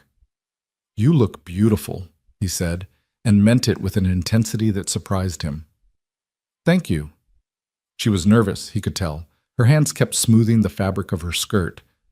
I feel like I'm going to battle instead of a dance. In a way you are, but you're not going alone. He helped her up into the wagon, and they set out for town under the rising moon. The ride took almost an hour, and they spent it talking about inconsequential things, the weather, the latest news from Mrs. Patterson, whether the chickens would survive the winter. Neither mentioned the undercurrent of tension, the knowledge that tonight would be a test of sorts, a public declaration that Marian Hale was not ashamed of her circumstances or the cowboy who'd helped her survive them. The town hall was lit up like a lantern, music spilling out into the night, fiddles and guitars, a harmonica, someone keeping rhythm on a washboard. The sound was joyful and inviting, and for a moment Elias let himself imagine that they were just two people going to a dance, not a pregnant widow and a drifter about to walk into a den of gossip. But the moment they stepped through the door, the music stuttered and conversations died. Every eye in the place turned toward them, and Elias felt Marion stiffen beside him. He offered her his arm, and after a moment she took it, holding her head high as they walked further into the room. Mrs. Patterson was there with her husband, and she hurried over with a smile that seemed genuine. "Marion, you look wonderful. And Mr. Boone, so glad you could make it." "Thank you for the invitation," Marion said, her voice steady despite the weight of all those watching eyes. The music started up again, tentatively at first, then with more confidence. Couples moved onto the dance floor, and the normal buzz of conversation gradually resumed, though Elias noticed how many people kept glancing their way. "Would you like to dance?" he asked Marion quietly. "I don't know if I should. The baby—" "One dance, slow and careful. If you feel uncomfortable, we'll stop." She nodded, and he led her onto the floor as the fiddler struck up a waltz. Elias placed his hand carefully on her back, mindful of her condition, and they began to move together to the music. "Everyone's staring," Marion whispered. "Let them stare. You deserve to be here. You deserve to dance and smile and enjoy yourself." "It's been so long since I danced. Daniel and I used to dance in the cabin sometimes when he'd finished work for the day. He'd hum the tune since we didn't have music, and we'd waltz around that tiny space until we were both laughing too hard to continue." "That sounds like a good memory." "It is." She looked up at him, her eyes bright. "Thank you for this, Elias. For making me feel like a person again instead of just a burden or a tragedy. You were never either of those things." They danced until the song ended, and then another couple approached. A weathered rancher named Jensen and his wife, both of whom Elias recognized from his brief trips into town for supplies. "Mrs. Hale," Jensen said with a small bow, "my wife and I wanted to tell you that your husband once did some repair work for us, and he wouldn't take payment. Said neighbors should help neighbors. We've been meaning to return the favor, and we wondered if you might need anything, lumber, supplies, help with the stock come winter." Marion looked stunned. "That's very kind of you. Yes, I could use help when the time comes." "Thank you." "Our pleasure, ma'am." Jensen nodded to Elias. "You're the one who fixed her roof?" "Yes, sir." "Good work, I hear. If you're looking for employment once you're finished with Mrs. Hale's place, I could use a hand at my ranch. Pays fair and the work's steady." "I appreciate that, sir. I'll keep it in mind." After the Jensens moved away, Marion turned to Elias with wonder in her eyes. "Did that just happen?" "Seems like it. I thought everyone in this town had written me off." "Maybe not everyone." Elias glanced around the room and saw that while some people were still shooting them judgmental looks, others seemed simply curious or even approving. "You survived, Marion. You fought to keep your home and your dignity. People respect that, even if they don't always know how to show it." The evening continued in a similar vein. Some people kept their distance, but others made a point of speaking to Marion, offering condolences for Daniel and congratulations on the baby, asking after her health and her plans. It wasn't universal acceptance, but it was something, a crack in the wall of isolation she'd been living behind. When it came time for supper, they found seats at one of the long tables, and Mrs. Patterson made sure their plates were filled with roasted chicken, potatoes, beans, and pie. Elias ate with appreciation, but he noticed that Marion mostly pushed her food around, too overwhelmed by the social interaction to have much appetite. "You should eat," he said quietly. "For the baby." "I know, She pressed a hand to her belly. "I can't believe how different this is from what I expected. I thought they'd shun us, or worse. Some of them wanted to. But you didn't give them the chance. You walked in here with your head high and showed them you're not ashamed of anything you've done." "I'm not ashamed, but I am scared." She finally looked at him fully. "What happens when you leave, Elias? When you go to Mexico or wherever the next job takes you? I'll be alone again, and the winter will come, and the baby will come, and—" "Hey!" He covered her hand with his. "Don't borrow trouble, remember? We'll figure it out when the time comes." But even as he said it, Elias realized that he'd been avoiding that same question for weeks now. What happened when he left? Because he would have to leave eventually, wouldn't he? He'd never stayed anywhere longer than a season. He had no land, no home, no prospects beyond his ability to work. He was 34 years old with nothing to his name but a horse, a gun, and the clothes on his back. What did he have to offer someone like Marion, who deserved stability and security and a future she could count on? The music changed, becoming slower, sweeter. Couples moved onto the floor again, and Elias saw the longing in Marion's face as she watched them. "One more dance," he said, standing and offering his hand, "before we head home." She took it, and they moved onto the floor again.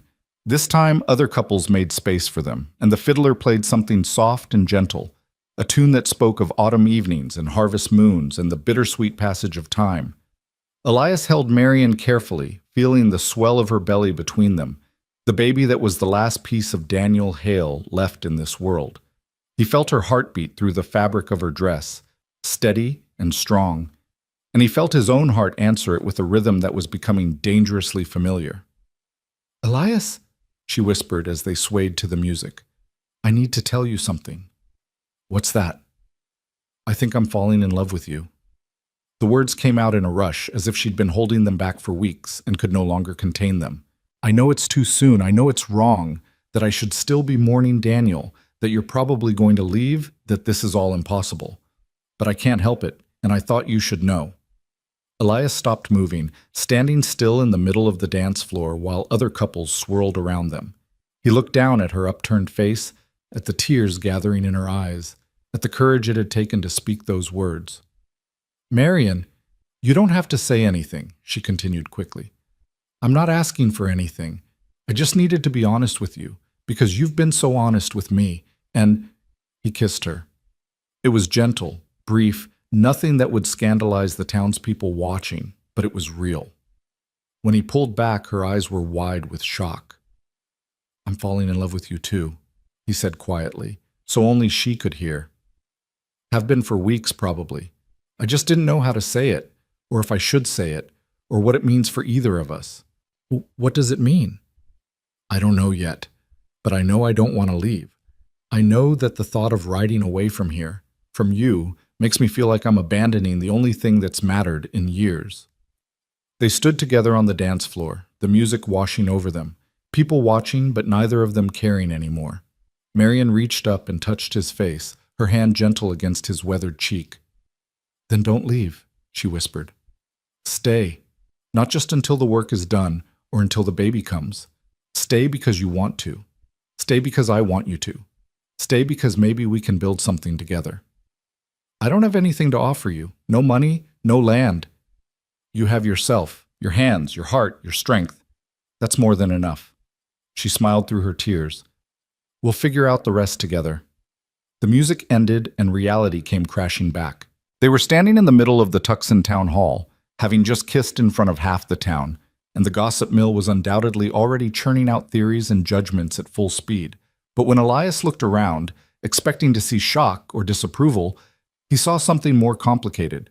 Some people were frowning, yes, but others were smiling, and Mrs. Patterson was beaming like she'd orchestrated the whole thing herself. They left soon after, both overwhelmed by what had just happened.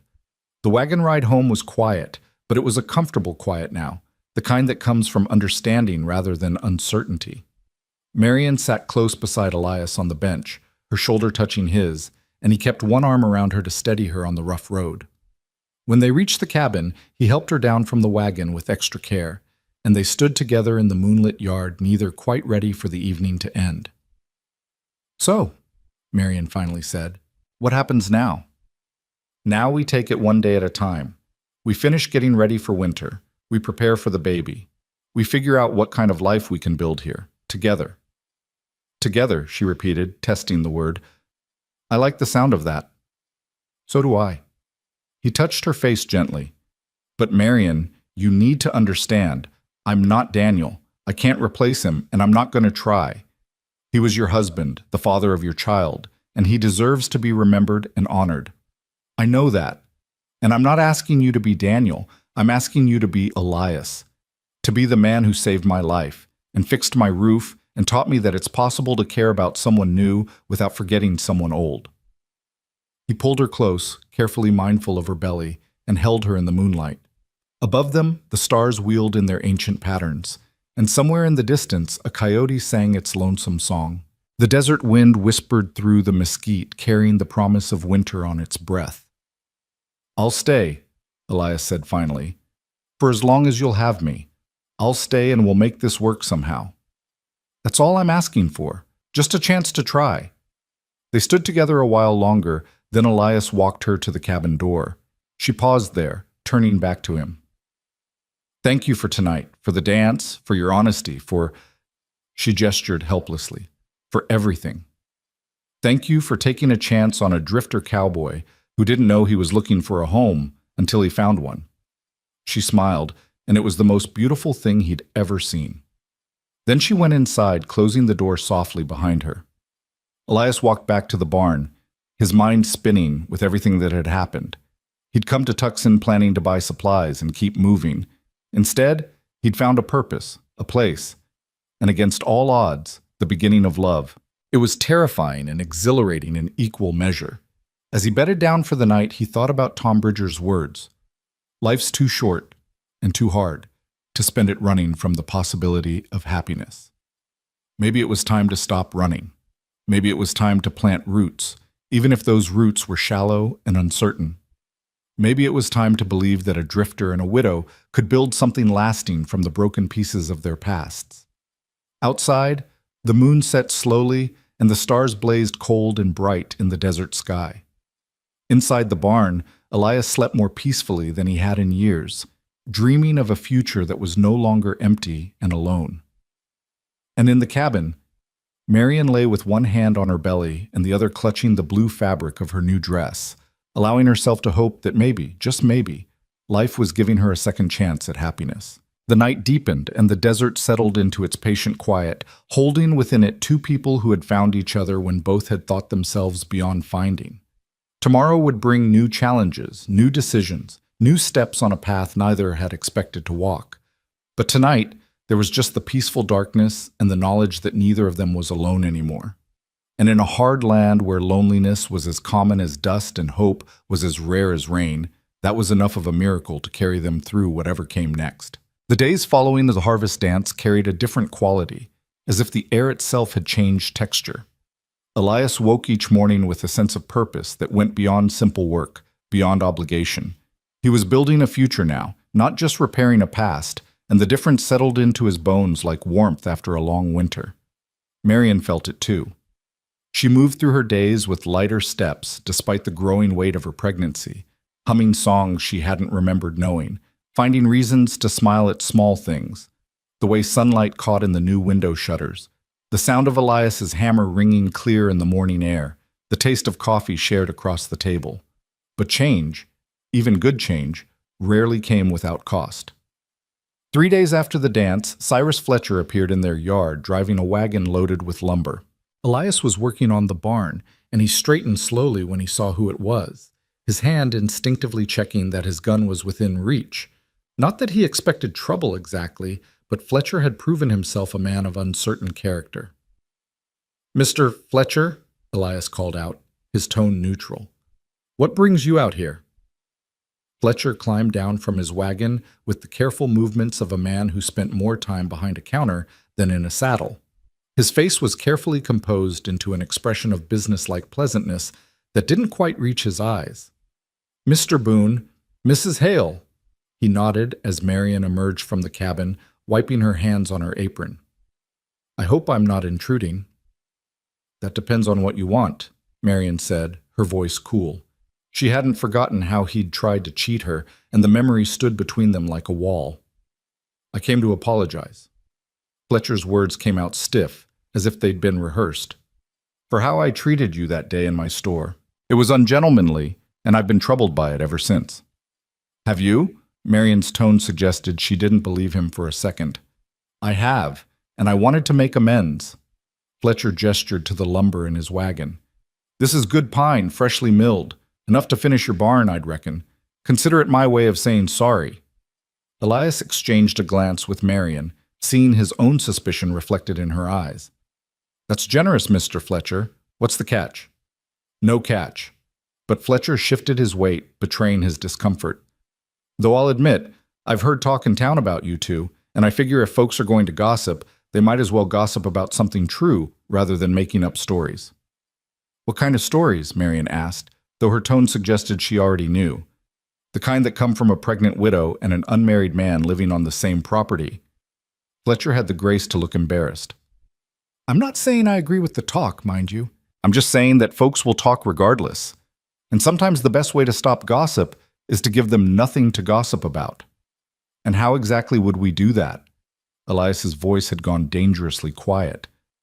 Well, I couldn't help but notice at the dance that you two seem fond of each other. And I thought, that is, some of us in town thought, that if you were to make things official, get married proper before the baby comes, it would quiet the tongues and make things easier for everyone. The silence that followed was sharp enough to cut. Marion's face had gone pale, then red, and Elias could see her hands trembling slightly as they gripped her apron. Let me make sure I understand, she said, her voice dangerously level. You came out here to bribe us into marriage with lumber? To make your town more comfortable with a situation that's none of their business? Now, Mrs. Hale, that's exactly what you're doing. Marion's composure cracked and fury blazed through. You tried to rob me when I was starving. You stood by and watched me beg for food with my dead husband's ring. And now you have the audacity to come here and tell me how to live my life so that you and your gossiping friends can sleep better at night? I was just trying to help. Help? Marion's voice rose. You want to help? Then take your lumber and your opinions and get off my property. And you can tell everyone in Tucson that Marion Hale doesn't need their approval to live her life or make her choices. Fletcher's face darkened with anger. You're making a mistake, Mrs. Hale. People in this town have long memories. You might find yourself in need of help someday, and nobody willing to give it. Then I'll manage on my own, just like I've been doing. Marion stood straight despite her pregnancy, every inch of her radiating defiance. Now leave. Fletcher climbed back into his wagon, his movements jerky with suppressed rage. You're a fool, he said to Elias, tying yourself to a woman with another man's baby and a property that'll never amount to anything. You could do better. No, Elias said quietly, walking to stand beside Marion. I really couldn't. They watched Fletcher drive away, his wagon rattling over the rough ground, taking his lumber and his conditional charity with him. When he was out of sight, Marion let out a long, shaking breath. I'm sorry, she said. I shouldn't have lost my temper like that. We might have needed that lumber. We'll get lumber somewhere else. Elias put his arm around her shoulders. And you had every right to lose your temper. What he suggested was insulting. Was it, though? Marion turned to face him, her eyes searching his face. I mean, the way he said it was terrible, but the underlying idea, is it so wrong? People will talk, Elias. They already are. And when the baby comes, it's only going to get worse. Let them talk. Easy for you to say. You're not the one who will be called a scarlet woman. You're not the one whose child will grow up hearing whispers about their mother's virtue. Elias was quiet for a moment, understanding the weight of what she was saying. A man could weather gossip and judgment with relative ease, but a woman, especially one alone with a child, could be destroyed by it. What are you saying? He asked carefully. I'm saying that maybe Fletcher had a point, even if he made it badly. If we're going to be together, and I want us to be together, Elias, I truly do, then maybe we should think about making it official. Not because the town demands it, but because it's the right thing for us, for the baby, for our future. Marion. He took her hands in his. I won't marry you because some shopkeeper with delusions of propriety thinks we should. If we get married, it has to be because we both want it, for our own reasons, in our own time. And do you want it? The question was almost a whisper. Elias thought about it honestly, examining his feelings with the care they deserved. Did he want to marry Marion? 6 weeks ago, he would have said the very idea was impossible. He was a drifter, a man with no roots and no prospects, unsuited for the kind of permanence that marriage required. But now, standing in the yard of a half-built homestead with a pregnant widow whose strength and courage had captured his heart, the idea didn't seem impossible at all. It seemed inevitable, like a destination he'd been traveling toward without knowing it. Yes, he said finally. I want it. Not today, not because Fletcher said we should, but yes. I want to marry you. I want to raise that baby with you. I want to build this life with you and see where it takes us." Marian's eyes filled with tears. "Even though the baby isn't yours? The baby will be mine if I'm the one raising them. Blood doesn't make a father, Marian. Love does. Showing up does. Being there when it matters does." He touched her belly gently. "This child will know Daniel was their father, and we'll make sure they know he was a good man who loved them before he ever met them. But I can be a father too, if you'll let me." "Oh, Elias." She was crying now, but smiling through the tears. "Yes, yes, I'll let you. I want you to." They held each other in the autumn sunshine, and something that had been uncertain became certain. Something that had been possible became real. When they finally pulled apart, Marian wiped her eyes and laughed a little at herself. "Look at me crying like a foolish girl. Daniel used to tease me about how easily I cried, happy or sad. Said I cried at everything from weddings to rainstorms. It's not foolish. It's feeling things deeply, and there's nothing wrong with that. Still, I should save some tears for the actual proposal." She looked at him with mock sternness. "Because you haven't actually asked me properly yet, Elias Boone." He laughed, surprised and delighted by her teasing. "You're right. I haven't." He glanced around the yard at the half-finished barn and the completed cabin, at the cistern and the garden plot and all the work they'd done together. "This doesn't seem like the right place somehow. Give me a few days to figure out how to do this properly. You don't have to make it fancy. I know I don't have to, but I want to. You deserve to be asked properly, Marian. Not because some busybody thinks we should get married, but because I can't imagine my life without you in it." The tenderness in his voice made her breath catch. "All right," she said softly. "I'll wait. But Elias? Don't wait too long. This baby's not going to wait for perfect timing." He smiled. "I won't. I promise." The next few days passed in a strange limbo of anticipation and ordinary work. Elias threw himself into finishing the barn, working long hours to make up for the lumber Fletcher had taken away. Tom Bridger heard about the incident. News traveled fast in a small community and showed up with his mule and a load of rough-cut timber. "Heard you might need this," was all he said, unloading the wood without ceremony. "How much do I owe you?" Elias asked. "Nothing. Consider it a wedding present." "We're not married yet." Bridger gave him a look that suggested he was being deliberately obtuse. "Yet being the important word. Don't be stupid about this, Boone. Ask her properly, and get it done before winter sets in hard." "Yes, sir," Elias said, fighting a smile. "And make it good. Woman like that deserves a proper proposal, not just, 'Hey, want to get hitched?' while you're hauling water or mucking out the barn." "I'm working on it." "Work faster." But Bridger's gruff words were softened by the hint of a smile. "Life's short. Don't waste time on hesitation when you know what you want." Elias took the advice to heart. He thought about how to ask Marian properly, how to make it meaningful and real. He couldn't offer her diamonds or a fancy restaurant or any of the things a woman might expect in a normal courtship. But he could offer her honesty and intention and a promise made under open sky. The opportunity came 3 days later, on an evening when the autumn air was cool and clear, and the sunset painted the desert in shades of copper and gold. Elias had been working on something in secret, and when he came to the cabin as darkness fell, he asked Marian if she'd walk with him. "Walk where?" she asked, puzzled but amused. "You'll see. Bring a shawl, it's getting cold." He led her not toward the barn or the cistern, but out toward the creek, where the cottonwoods grew thick and the sound of water over stones provided a constant, gentle music.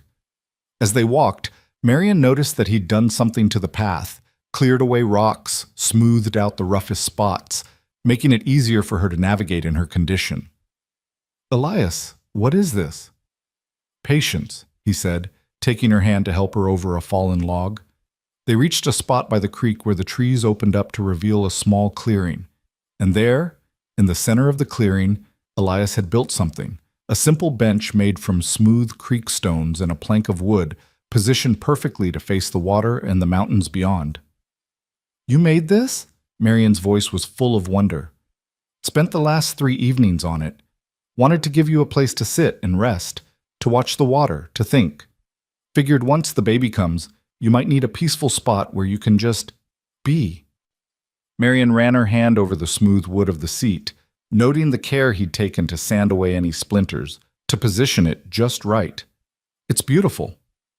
Sit with me? Elias asked, and she did, settling carefully onto the bench beside him. They sat in silence for a moment, watching the last light fade from the sky and the first stars begin to appear.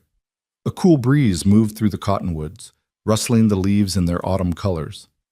Somewhere in the distance, a nightbird called, and another answered. Marion, Elias said finally, turning to face her. 6 weeks ago, I walked into Fletcher's store planning to buy supplies and keep moving. I'd spent years telling myself that staying in one place was too dangerous, that caring about people only led to loss, that the only way to survive was to keep moving and never look back. He took her hand, his calloused fingers gentle against her skin. Then I saw you standing there, trying to trade your wedding ring for food, and something in me just broke open. I couldn't walk away. And every day since then, you've given me reasons to stay. Not just the work that needed doing, but you. Your strength, your courage, your kindness, your stubborn refusal to give up even when everything seemed impossible. Marion's eyes were bright with tears in the dimming light. I'm not a rich man, Elias continued. I can't offer you a fancy house or an easy life. I don't have land or money or anything most folks would consider a proper foundation for marriage. All I have is myself, my hands, my heart, and a promise that I'll spend every day for the rest of my life trying to make you happy and keep you safe. He reached into his pocket and pulled out something small wrapped in cloth. When he unwrapped it, Marion gasped.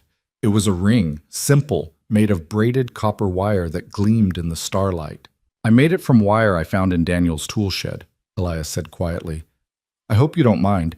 It seemed right somehow, building our future from pieces of the past. It's not much. It's perfect, Marion whispered.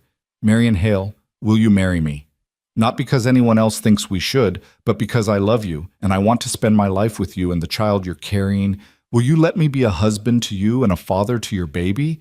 Will you help me learn how to stay in one place and build something lasting? Yes.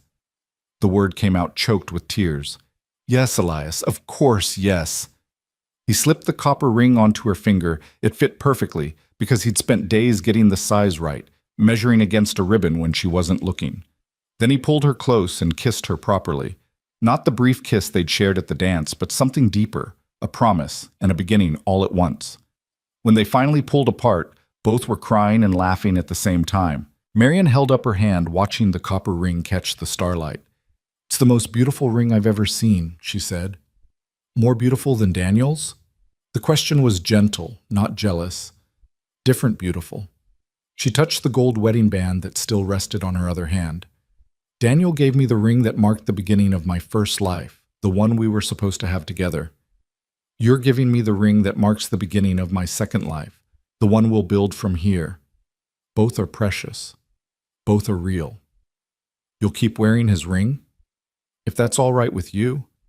I thought maybe I could wear it on a chain around my neck, keep it close to my heart. He was the father of my child, Elias. I don't want to forget him or pretend he didn't matter. I would never ask you to do that. Elias touched her face gently. Love isn't a limited resource, Marion. You can love Daniel's memory and love me too. They're not in competition. How did I get so lucky, she whispered, to find love twice in one lifetime? I think we both got lucky. Against all odds, we found each other exactly when we needed to. They sat on the bench by the creek until the night grew cold and the stars blazed bright overhead. They talked about wedding plans, simple, at the church in town with whoever wanted to come. They talked about names for the baby, about how they'd manage the winter, about all the ordinary and extraordinary things that made up a life. When should we do it? Marion asked. The wedding, I mean. Soon, Elias said. Before the baby comes, before winter really sets in, maybe 2 weeks? That gives us time to prepare, but doesn't leave us waiting too long. 2 weeks, Marion repeated, testing the words. That's barely enough time to... To what? We don't need a fancy ceremony or a huge celebration. We just need a preacher, a witness or two, and each other. You're right. She leaned against his shoulder. I spent months planning my wedding to Daniel, worrying about every detail, making sure everything was perfect. And it was beautiful, But looking back, the only thing that really mattered was the vows we made to each other. Everything else was just decoration. So we keep it simple. Focus on what matters. Simple sounds perfect. They walked back to the cabin slowly, Marian's hand in Elias's, the copper ring catching moonlight with every step. When they reached the cabin, Elias walked her to the door, and she turned to him with sudden mischief in her eyes. "So, now that we're engaged, does that mean you'll be moving out of the barn?" "Not until we're married proper. Gossip is one thing, but I won't give folks actual ammunition." Ever the gentleman. But she was smiling. "Your reputation matters, Marian. I won't do anything to damage it further." "My reputation is already damaged just by virtue of being a pregnant widow with a cowboy on my property. But I appreciate the sentiment." She kissed him softly. "Good night, Elias. Thank you for the most perfect proposal I could have imagined." "Good night, Marian. Sleep well." He watched until she was safely inside, then walked back to the barn with a lightness in his step that had nothing to do with the ground beneath his feet. He was engaged. He was going to be married. He, Elias Boone, professional drifter and man without roots, was going to have a wife and a family and a home. The thought should have terrified him. Instead, it filled him with a peace he hadn't felt since before the war, since before loss had taught him that caring about people meant risking everything. But maybe risk was worth it. Maybe the possibility of love was worth the certainty of pain. Maybe Bridger had been right when he said that avoiding happiness to avoid hurt was just another form of dying. Elias lay down in the barn, soon to be a proper barn with walls and a roof, thanks to Bridger's lumber, and looked up at the stars through the gaps in the boards. Somewhere out there, beyond those stars, maybe Daniel Hale was looking down and seeing what was happening to his widow and his unborn child. "I'll take care of them," Elias said quietly to the darkness, to the stars, to whatever ghosts might be listening. "I swear it. I'll be the father your child needs and the husband your wife deserves. And I'll make sure they know about you, about how much you love them, about the life you wanted to build. Your legacy doesn't end just because mine is beginning." The wind whispered through the barn, gentle and approving, and Elias chose to take it as a sign. The next morning, word of their engagement spread through Tucson faster than wildfire through dry grass. Mrs. Patterson arrived before noon, breathless with excitement and carrying a basket of food. "I knew it," she crowed, hugging Marian despite her protestations. "I told my husband at that dance, I said, those two are falling in love whether they know it or not, and I was right." "Yes, you were very perceptive," Marian said dryly, but she was smiling. "Now, we have 2 weeks to plan a wedding, which is barely any time at all, but we'll manage. You'll need a dress. The blue calico is lovely, but not quite right for a wedding. And we'll need to arrange for food and flowers if we can find any this late in the season. And Mrs. Patterson," Elias interrupted gently, "we're planning to keep it simple, just a brief ceremony at the church, maybe a small gathering afterward." "Nonsense. This is a wedding, Mr. Boone, not a business transaction. Marian deserves a proper celebration." "What Marian deserves is what Marian wants," he said firmly. "And if she wants simple, then simple it is." Mrs. Patterson looked between them, then sighed. "You're right, of course. I just get excited about weddings. Haven't had a good one in Tucson for over a year." She patted Marian's hand. "But truly, dear, is there anything you need? Anything I can help with?" "Actually," Marian said slowly, "there is one thing. My wedding dress from when I married Daniel. I sold it months ago in Tucson, but I kept a piece of the lace from the collar, just a small piece.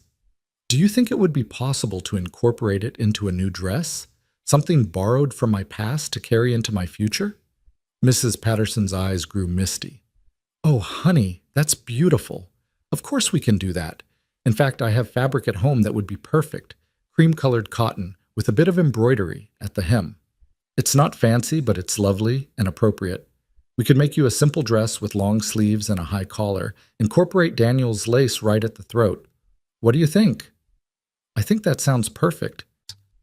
The two women immediately began planning, their voices overlapping with talk of patterns and measurements and alterations. Elias excused himself to continue work on the barn, leaving them to it.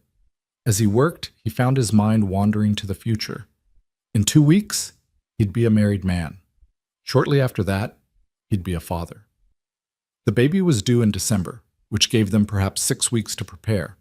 6 weeks to finish the barn, stock up on supplies for winter, make sure everything was secure and safe. 6 weeks to transform from two individuals into a family. It seemed like both too much time and not nearly enough. Tom Bridger showed up that afternoon, ostensibly to help with the barn, but really to offer gruff congratulations. "About time," was all he said, but his handshake was warm and his smile genuine. "Thank you for everything. The lumber, the advice, the help. That's what neighbors do." Bridger picked up a hammer. "Now, let's get this barn finished so you have one less thing to worry about when winter comes." They worked side by side in comfortable silence, the rhythm of hammers and saws providing a steady soundtrack. As the afternoon wore on, other people began to arrive.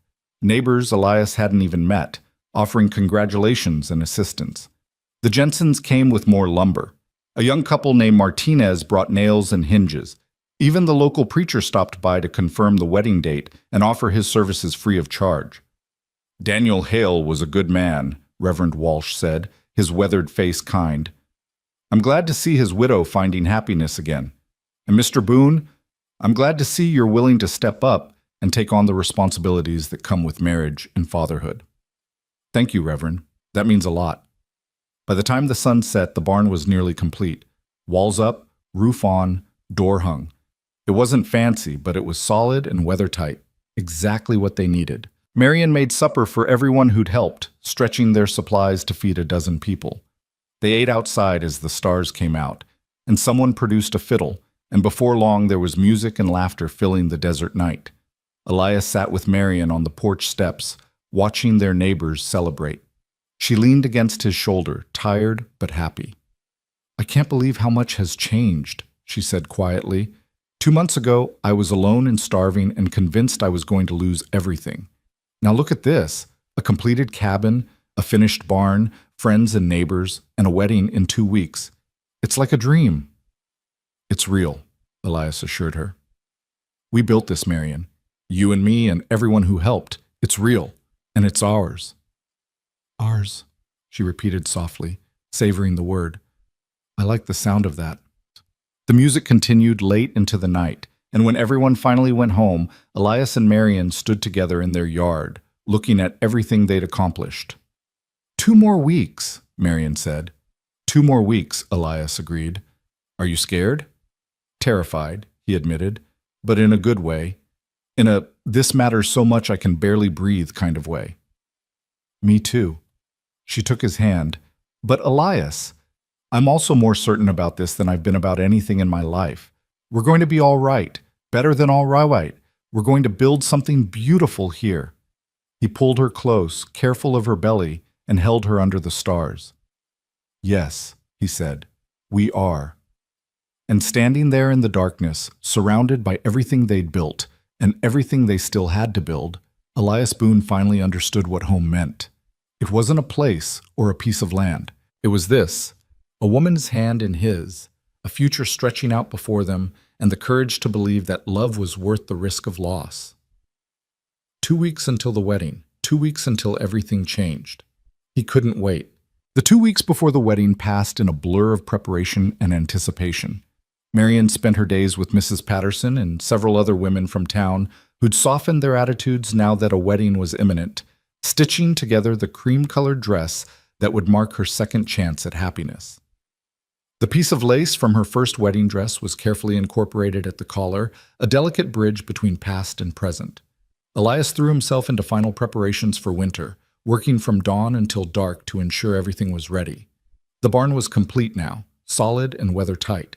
He'd purchased 3 chickens and a milk cow from the Jensens, bought on credit that he'd pay back with labor come spring, so they'd have eggs and milk through the winter months. The cistern was full of clean water, and the cabin was stocked with enough supplies to weather even the worst storms. But as the wedding day approached, Elias found himself plagued by doubts that crept in during the quiet hours. He'd wake in the darkness of the barn, his heart racing with questions he couldn't answer. What if he failed Marion? What if he couldn't provide for her and the baby? What if his years of drifting had broken something in him that made him incapable of staying, of being the husband and father they needed? Tom Bridger found him one afternoon 5 days before the wedding, sitting on the creek bank staring at the water with an expression that suggested he was wrestling with demons. "You're thinking too much," Bridger said without preamble, settling down beside him. "How do you know?" "Because I've seen that look before. Wore it myself years ago, back when I still had the chance to do something about it." Bridger picked up a smooth stone and turned it over in his weathered hands. "What's eating at you? What if I can't do this? Stay in one place, be a husband, raise a child that isn't mine?" The words came out in a rush, as if Elias had been holding them back for days. "I've spent 15 years running, Tom. What if I don't know how to stop?" "You already stopped. The day you gave that woman your purse in Fletcher's store, you stopped running." Bridger threw the stone into the water, watching ripples spread across the surface. "Everything since then has just been you figuring out what stopping looks like." "But what if—" "No." Bridger's voice was firm. "No more what-ifs. You love her?" "Yes." "You want to be with her, raise that baby, build a life here?" "More than anything." "Then that's all you need to know. The rest, the doubts, the fears, the worry, that's just noise. Every man gets cold feet before his wedding. Difference is whether he lets those cold feet freeze him in place or whether he walks forward anyway." Elias was quiet for a long moment. "How do you live with the fear of losing someone again?" "You don't live with it. You live despite it." Bridger's voice softened. "I lost my wife 30 years ago, and it nearly destroyed me. I spent years alone telling myself it was safer that way, that I couldn't survive losing someone else. But you know what I figured out eventually? I was already destroyed. Loneliness was killing me just as surely as grief would have, only slower and quieter. At least grief means you had something worth losing." "That's a hell of a philosophy." "It's the only one that makes sense." Bridger stood, brushing dirt from his pants. "Now stop sitting here feeling sorry for yourself and go help your bride-to-be. I saw Mrs. Patterson heading up to the cabin with about 6 other women, and Marion's going to need rescuing from all that helpful advice." Elias smiled despite himself. "You're right. Thank you, Tom. That's what friends are for. Now get moving." When Elias reached the cabin, he found it full of women, fabric, and animated conversation. Marion stood in the center of it all, wearing the partially finished wedding dress, while Mrs. Patterson pinned the hem and 3 other women offered conflicting advice about the sleeves. "Ladies," Elias said from the doorway, and all conversation stopped. "I hate to interrupt, but I need to borrow my fiancée for a few minutes." "The dress isn't finished," Mrs. Patterson protested. "Then it'll wait a few more minutes." He held out his hand to Marion. "Please?" She took it gratefully, and he led her outside, away from the well-meaning chaos. They walked to their bench by the creek, the one he'd built for his proposal, and sat down in the cooling afternoon air. "Thank you," Marion said, leaning against him. "I love those women dearly, but if I heard one more opinion about whether the sleeves should be gathered or pleated, I was going to scream. They mean well." "I know, and I'm grateful for their help. It's just overwhelming sometimes." She placed both hands on her belly, where the baby was making its presence known with increasingly vigorous movements. 5 days until we're married, 4 more weeks, maybe 5, until this little one arrives. Everything is happening so fast." "Too fast?" "No." She said it firmly. "Not too fast, just a lot. Good things, but a lot of them all at once." She turned to look at him. "Are you having second thoughts?" "More like 50th thoughts, but they all come back to the same place. I want this. I want you. I want us." Even with all the complications, the gossip, the baby, the struggle to make this land work? Especially with all the complications. He took her hand, the one with his copper ring glinting in the sunlight. "Marion, I've lived an uncomplicated life for 15 years.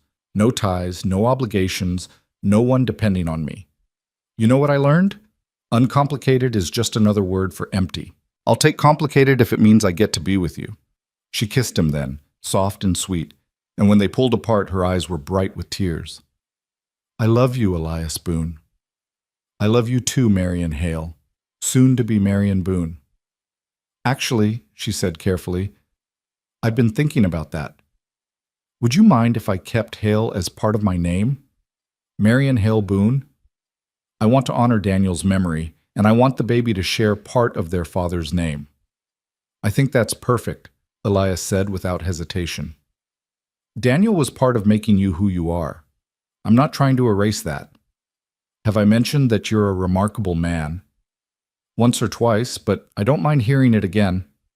They sat together until the sun began to set, talking about everything and nothing, until Mrs. Patterson appeared on the cabin porch, calling for Marion to come finish the final fitting before the light failed completely. The day before the wedding, unexpected guests arrived. Elias was checking the animals when he heard a wagon approaching and looked up to see an older couple climbing down, their faces weathered but kind. The woman was plump and gray-haired, wearing a serviceable brown dress and a warm smile. The man was tall and spare, with keen blue eyes that seemed to take in everything at once. "Can I help you?" Elias called out, walking toward them. "We're looking for Marion Hale," the woman said. "I'm Margaret Carson, and this is my husband Henry. We're Daniel's parents." Elias felt his stomach drop. Daniel's parents. He'd known they existed. Marion had mentioned them once or twice, but she'd said they lived in California and hadn't approved of the marriage. What were they doing here now? "I'll get her," he managed. "Please, make yourselves comfortable." He found Marion in the cabin, putting the finishing touches on a pie for tomorrow's celebration. When he told her who was outside, all color drained from her face. His parents, here, her hand flew to her throat. "But they haven't written since Daniel died. They blamed me for his coming west, for his death." "Why would they come now?" "Only one way to find out." Elias took her hand. "I'll be right beside you." They walked out together, and Elias felt Marion's hand tighten on his as they approached the Carsons. Margaret's eyes went immediately to Marion's pregnant belly, and something in her expression crumbled. "Oh, my dear girl," she said, her voice breaking. "Look at you, carrying our grandchild and all alone out here in this wilderness." "I'm not alone," Marion said quietly, and Elias felt a surge of gratitude at her words. "This is Elias Boone. We're getting married tomorrow."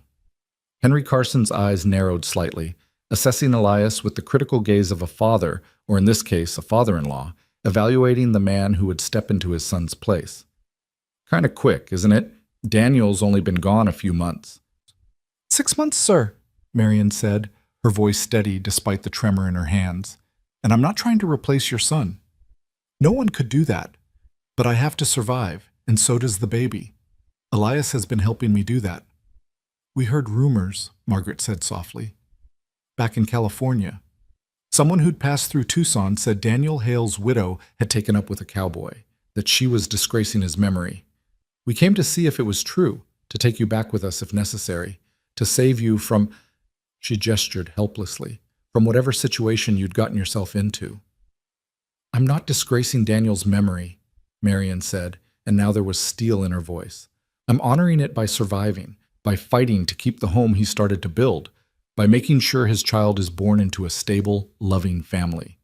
If you think that's a disgrace, then you don't know your son as well as you think you did." "Marion," Henry started, but his wife held up a hand. "No, she's right." Margaret's eyes were streaming with tears now. "We've been terrible to you, haven't we? We blamed you for Daniel's choices, for his death, when the truth is we were just angry at God for taking our son. And instead of helping you, supporting you, being there for our grandchild, we abandoned you. Can you forgive us?"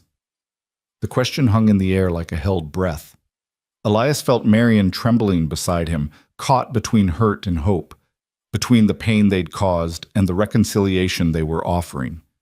"Come inside," Marion finally said. "Let me make coffee, and we can talk properly." They spent the next 2 hours around the small table in the cabin, talking through grief and misunderstanding, blame, and forgiveness. The Carsons explained that they'd been devastated by Daniel's death, that in their pain they'd lashed out at Marion because it was easier than accepting that sometimes terrible things just happened. They'd received her letters about the baby, about her struggles, but pride and hurt had kept them from responding. "Then we heard about you getting remarried," Henry said, looking at Elias. "And Margaret said we had to come, had to see if you were all right, if this man was treating you right, or if you were just desperate and making a mistake."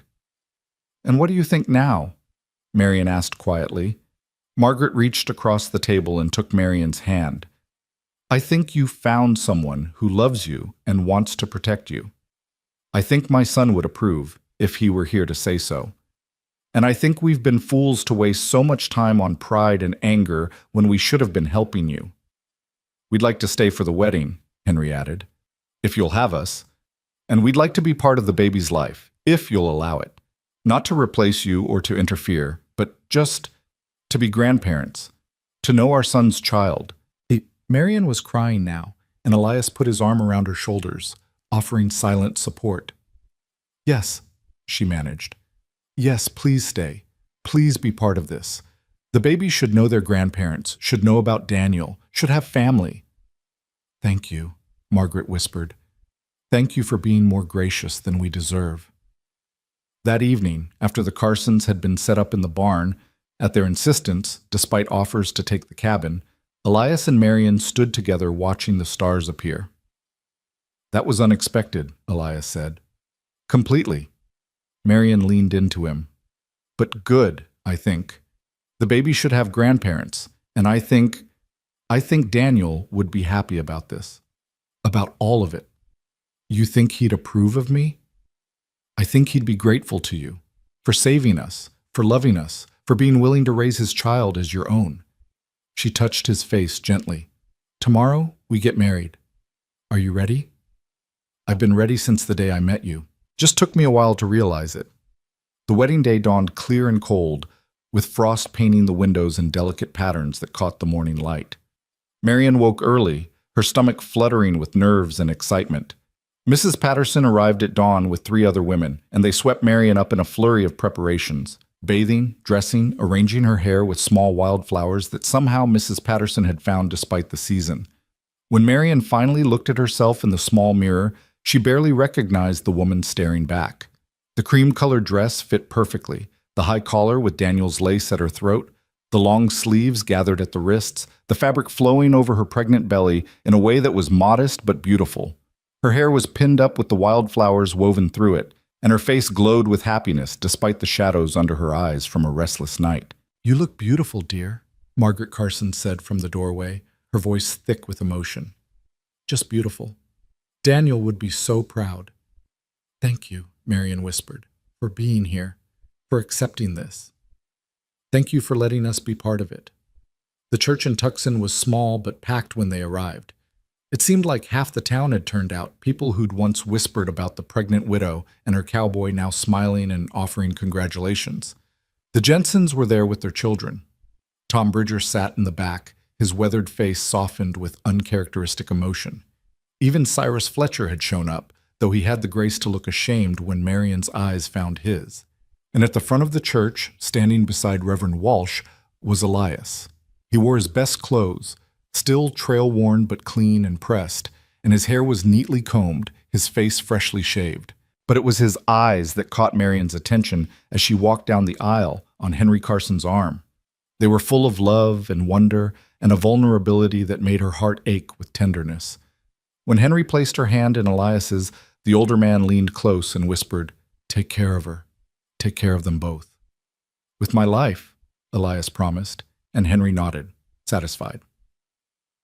Reverend Walsh began the ceremony with words about love and commitment, about the sacred bond of marriage and the responsibilities it carried.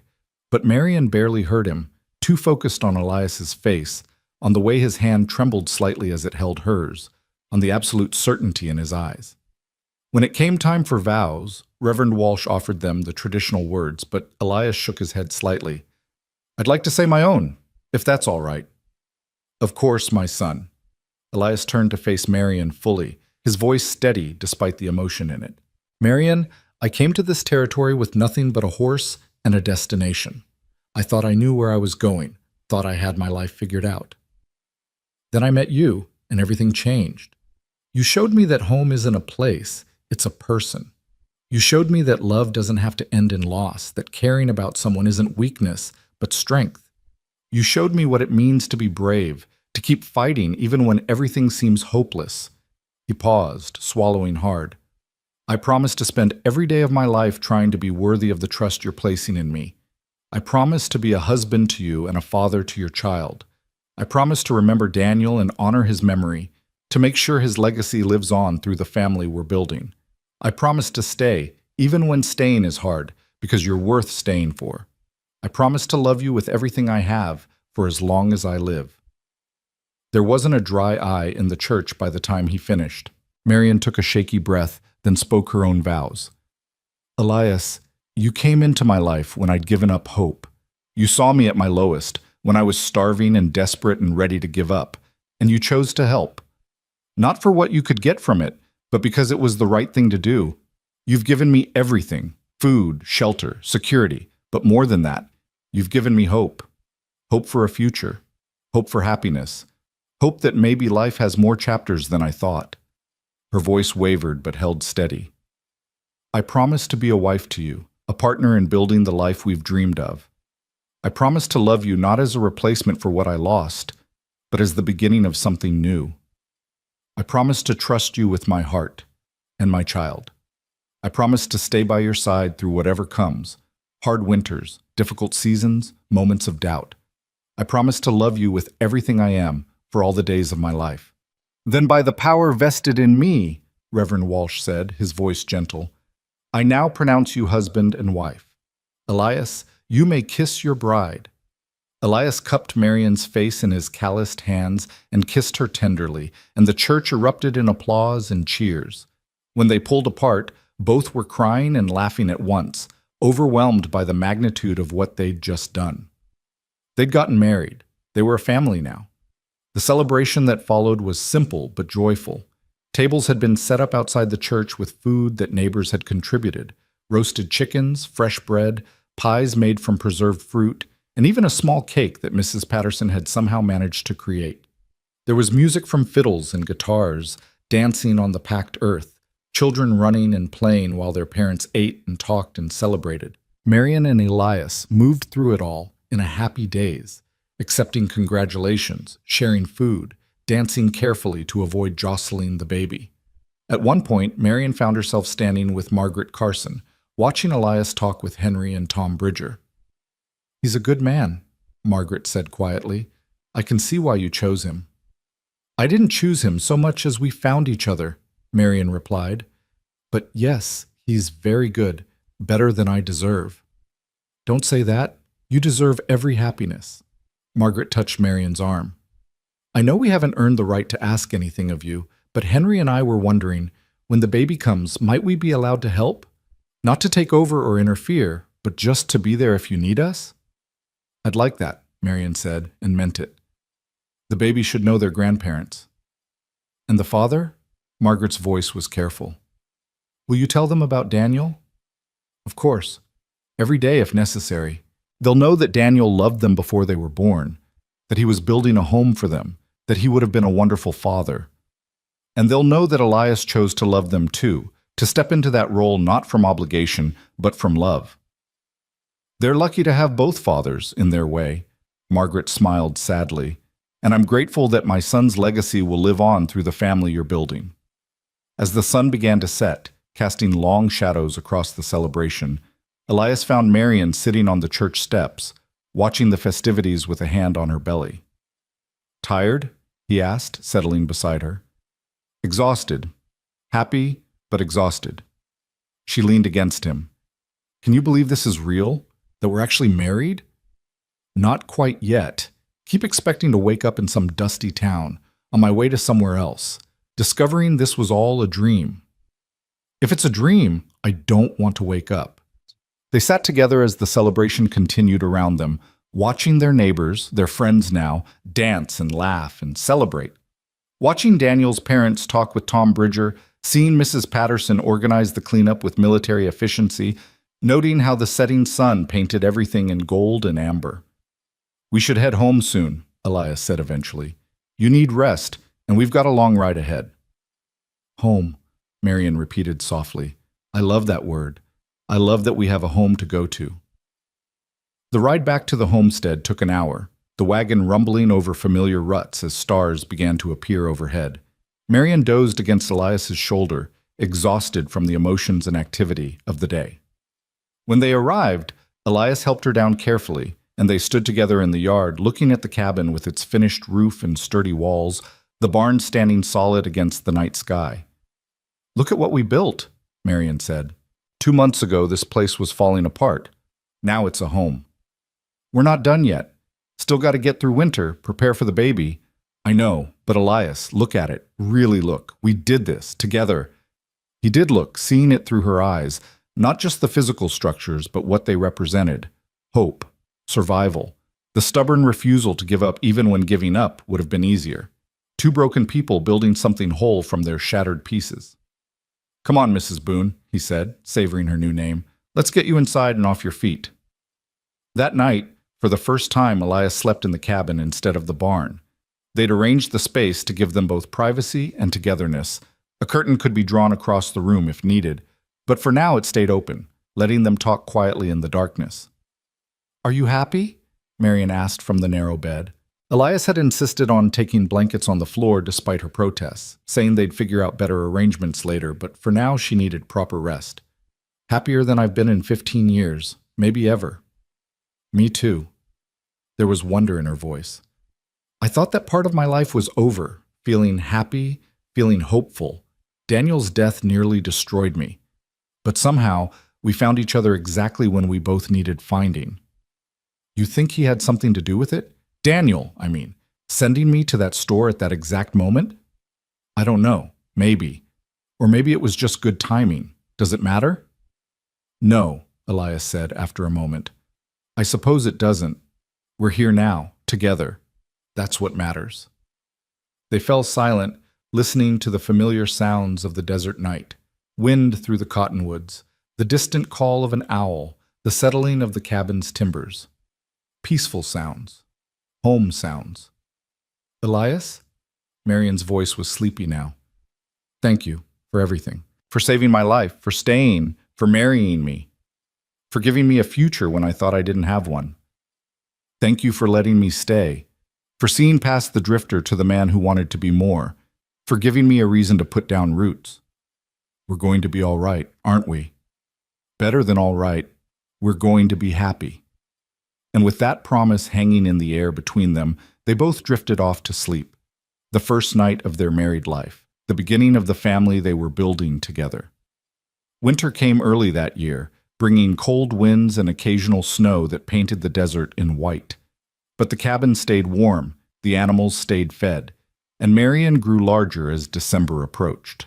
The Carsons had returned to California but wrote regularly now, sending money and supplies and promises to return when the baby was born.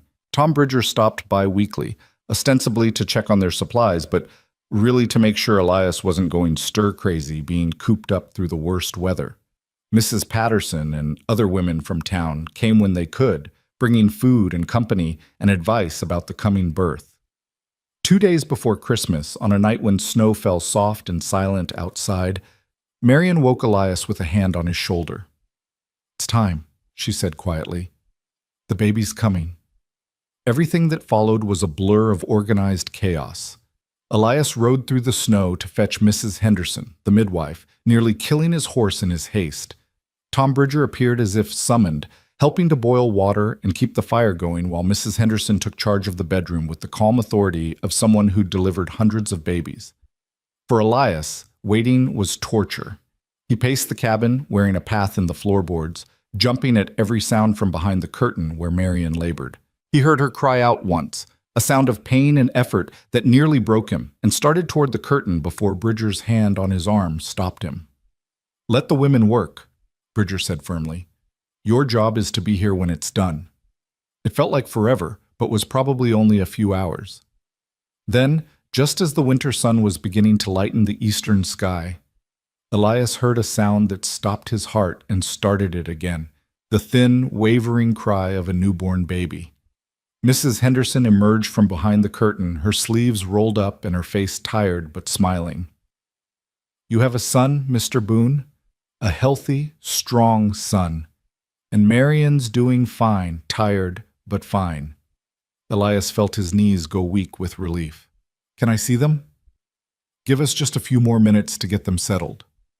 Those minutes felt longer than all the hours before them. Finally, Mrs. Henderson beckoned him over, and Elias stepped behind the curtain to find Marion propped up against pillows, her face pale with exhaustion but glowing with joy. And in her arms, wrapped in a blanket Mrs. Patterson had made, was a tiny, red-faced baby boy. "Meet your son," Marion said softly, and Elias felt something in his chest crack open at those words. Your son. Not Daniel's son, not just her son, but his. He knelt beside the bed, reaching out with a trembling hand to touch the baby's incredibly soft cheek. The infant's eyes opened slightly, unfocused but searching, and one tiny hand wrapped around Elias's finger with surprising strength. "He's perfect," Elias whispered, his voice breaking. "Marion, he's absolutely perfect. We're naming him Daniel," she said. "Daniel Elias Hale Boone, after the man who gave him life and the man who chose to give him love." "Daniel Elias," Elias repeated, testing the name. "That's good. That's right." He stayed there on his knees beside the bed, watching mother and child, marveling at the tiny life they were now responsible for. This small person, barely an hour old, had no idea what he'd been born into: the love, the sacrifice, the complicated beauty of a family built from loss and hope. "Are you scared?" Marion asked quietly. "Terrified," Elias admitted. "I have no idea how to be a father. Neither did I know how to be a mother when I found out I was pregnant. But we'll figure it out together. That's what families do."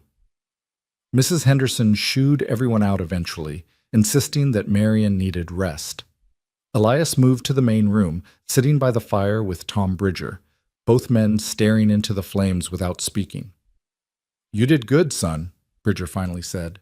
"Real good. I didn't do anything except pace and worry. You stayed. You married her, built a home, made yourself available to be a father. That's doing plenty." Bridger stood, stretching. "I'll head out, let you have time with your family." "But Elias? That child in there is lucky. They'll grow up knowing they were wanted, that they matter, that they have people who'll fight for them. Not every child gets that." After Bridger left, Elias sat alone in the quiet cabin, listening to the sounds of his wife and child sleeping. Outside, snow continued to fall, blanketing the desert in white, making everything clean and new.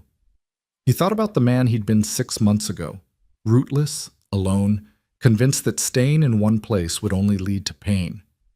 He thought about walking into Fletcher's store, seeing Marion with that ring in her hand, making the split-second decision that had changed everything. If he'd walked past that store, if he'd minded his own business, if he'd stuck to his plan and headed to Mexico, where would he be now?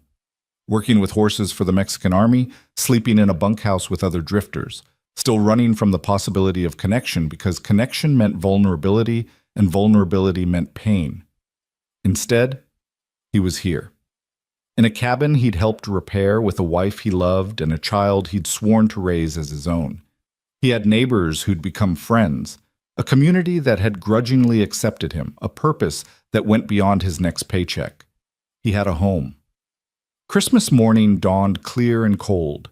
Elias woke to find Marion already awake, nursing the baby with a look of such tender concentration that it made his heart ache. "Merry Christmas," she said softly. "Merry Christmas." He came to sit beside them, putting his arm around Marion's shoulders. "How are you feeling?" "Sore. Exhausted. Happier than I ever thought possible." She looked up at him. "We did it, Elias. We made a family." "You did the hard part." "No, we both did hard parts, just different ones." Little Daniel finished nursing and fell asleep against Marion's chest, his tiny face relaxed and peaceful. Elias reached out and touched the baby's downy hair, marveling at how something so small could feel so monumentally important. "I was thinking," Marion said carefully, "about what we should tell him about his father, about Daniel. We tell him the truth, that his father was a good man who loved him before he was born, who died trying to build a better life for his family, that he was a skilled carpenter and a loving husband, that he deserves to be remembered and honored. And about you? That I'm the man who chose to love him, who chose to be his father not from obligation but from want, that families can be made in different ways and they're all real as long as the love is real. He's so lucky to have you as a father. I'm lucky to have him as a son. Elias bent down and kissed the baby's forehead gently. Both of you. I'm the lucky one here. They spent Christmas Day quietly, just the three of them in their warm cabin while snow fell outside. Mrs. Henderson came by to check on Marion and the baby, pronouncing both healthy and thriving. Mrs. Patterson stopped in with food and gifts, including a beautiful cradle that her husband had made. Even the Jensens rode over with presents for the baby, tiny clothes and blankets and a carved wooden rattle. As evening fell and they were alone again, Elias stood at the window watching snow cover the land in white. Behind him he could hear Marion humming softly to the baby, a lullaby her mother had sung to her. The fire crackled warmly, the cabin smelled of pine and wood smoke and the peculiar sweet scent of new baby. This, Elias thought, this was what he'd been searching for all those years of drifting. Not adventure or fortune or escape from pain. Just this. A warm cabin, a woman he loved, a child to raise, and the deep, bone-settling knowledge that he belonged somewhere, to someone, for something. Come sit with us, Marion called softly. You're part of this family too, not just an observer. He joined them on the bed, carefully arranging himself so Marion could lean against him while the baby dozed between them. They sat like that for a long time, watching their son sleep, listening to winter wind whisper around the cabin walls. Do you ever regret it? Marion asked eventually. Giving up Mexico? Giving up the drifting life? Not even for a second. Do you regret asking me to stay? Never. She took his hand, the one with calluses from weeks of building and repairing. You gave me everything, Elias. A roof over my head, food in my belly, security for my child. But more than that, you gave me hope. You showed me that life goes on, that happiness is possible even after devastating loss, that love can find you even when you think you're beyond finding. You gave me those same things. I just didn't realize I needed them until I found them. Little Daniel stirred between them, making the small snuffling sounds newborns make. His tiny hand emerged from the blanket, fingers curling and uncurling in sleep. Elias reached out and let the baby grab his finger again, feeling that remarkable grip that seemed to say, I'm here, I'm real, I'm yours. I wrote a letter to Daniel's parents, Marion said, telling them about the baby, about the birth, about how we named him. I told them they have a grandson who looks just like their son, who already has his father's strong hands. That's good. They should know. I also told them about you, about how you're going to raise their grandson with love and care, how you'll make sure Daniel's memory stays alive while also giving the baby a present and a future. I hope that was all right. More than all right.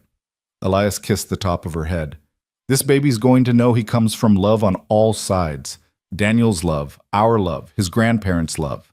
He's going to grow up rich in ways that have nothing to do with money. They sat together until the fire burned low and the baby woke hungry again. Elias built up the fire while Marion nursed. Then they all three settled down for the night. Marion in the bed with baby Daniel in his new cradle beside her. Elias on a bedroll nearby, close enough to help if needed, but giving them space. As he drifted off to sleep, Elias heard Marion whisper something into the darkness. He almost didn't catch it, but the words lodged in his heart with perfect clarity. Thank you, Daniel, for sending him to us. Thank you for the life we had and the child we made. And thank you, Elias, for the life we're building and the love you've given us. I'm the luckiest woman in the world to have been loved by two such good men. Elias didn't respond, didn't let her know he'd heard. Some words were meant to float into the universe without acknowledgement. But he smiled in the darkness, grateful for the grace of a woman who could honor her past while embracing her future, who could make room in her heart for both grief and joy. The winter passed slowly, but not harshly. They had enough food, enough firewood, enough of everything they needed. The baby thrived, growing stronger each day, his tiny features slowly resolving into a face that was part Daniel, part Marion, part entirely his own. Elias learned fatherhood one sleepless night and one diaper change at a time, fumbling through it with Marion's patient guidance. When spring came, bringing green to the desert and warmth back to the days, they stood together in their yard watching the land wake up. Little Daniel, Danny as they'd taken to calling him, was nestled in a sling against Marion's chest, his eyes bright and curious as he looked at the world. "Another year of planting ahead," Elias said, surveying the garden plot. "Think we can do better this year?" "We'll do fine. We know what we're doing now." Marion adjusted Danny's blanket. "And we're not doing it alone anymore. We have help, friends, family. That makes all the difference." Tom Bridger rode up then, his timing impeccable as always. He dismounted and came to look at Danny, his weathered face softening. "He's gotten big," Bridger observed. "Strong-looking, healthy." "Takes after his mother," Elias said. "Takes after all three of his parents," Bridger corrected.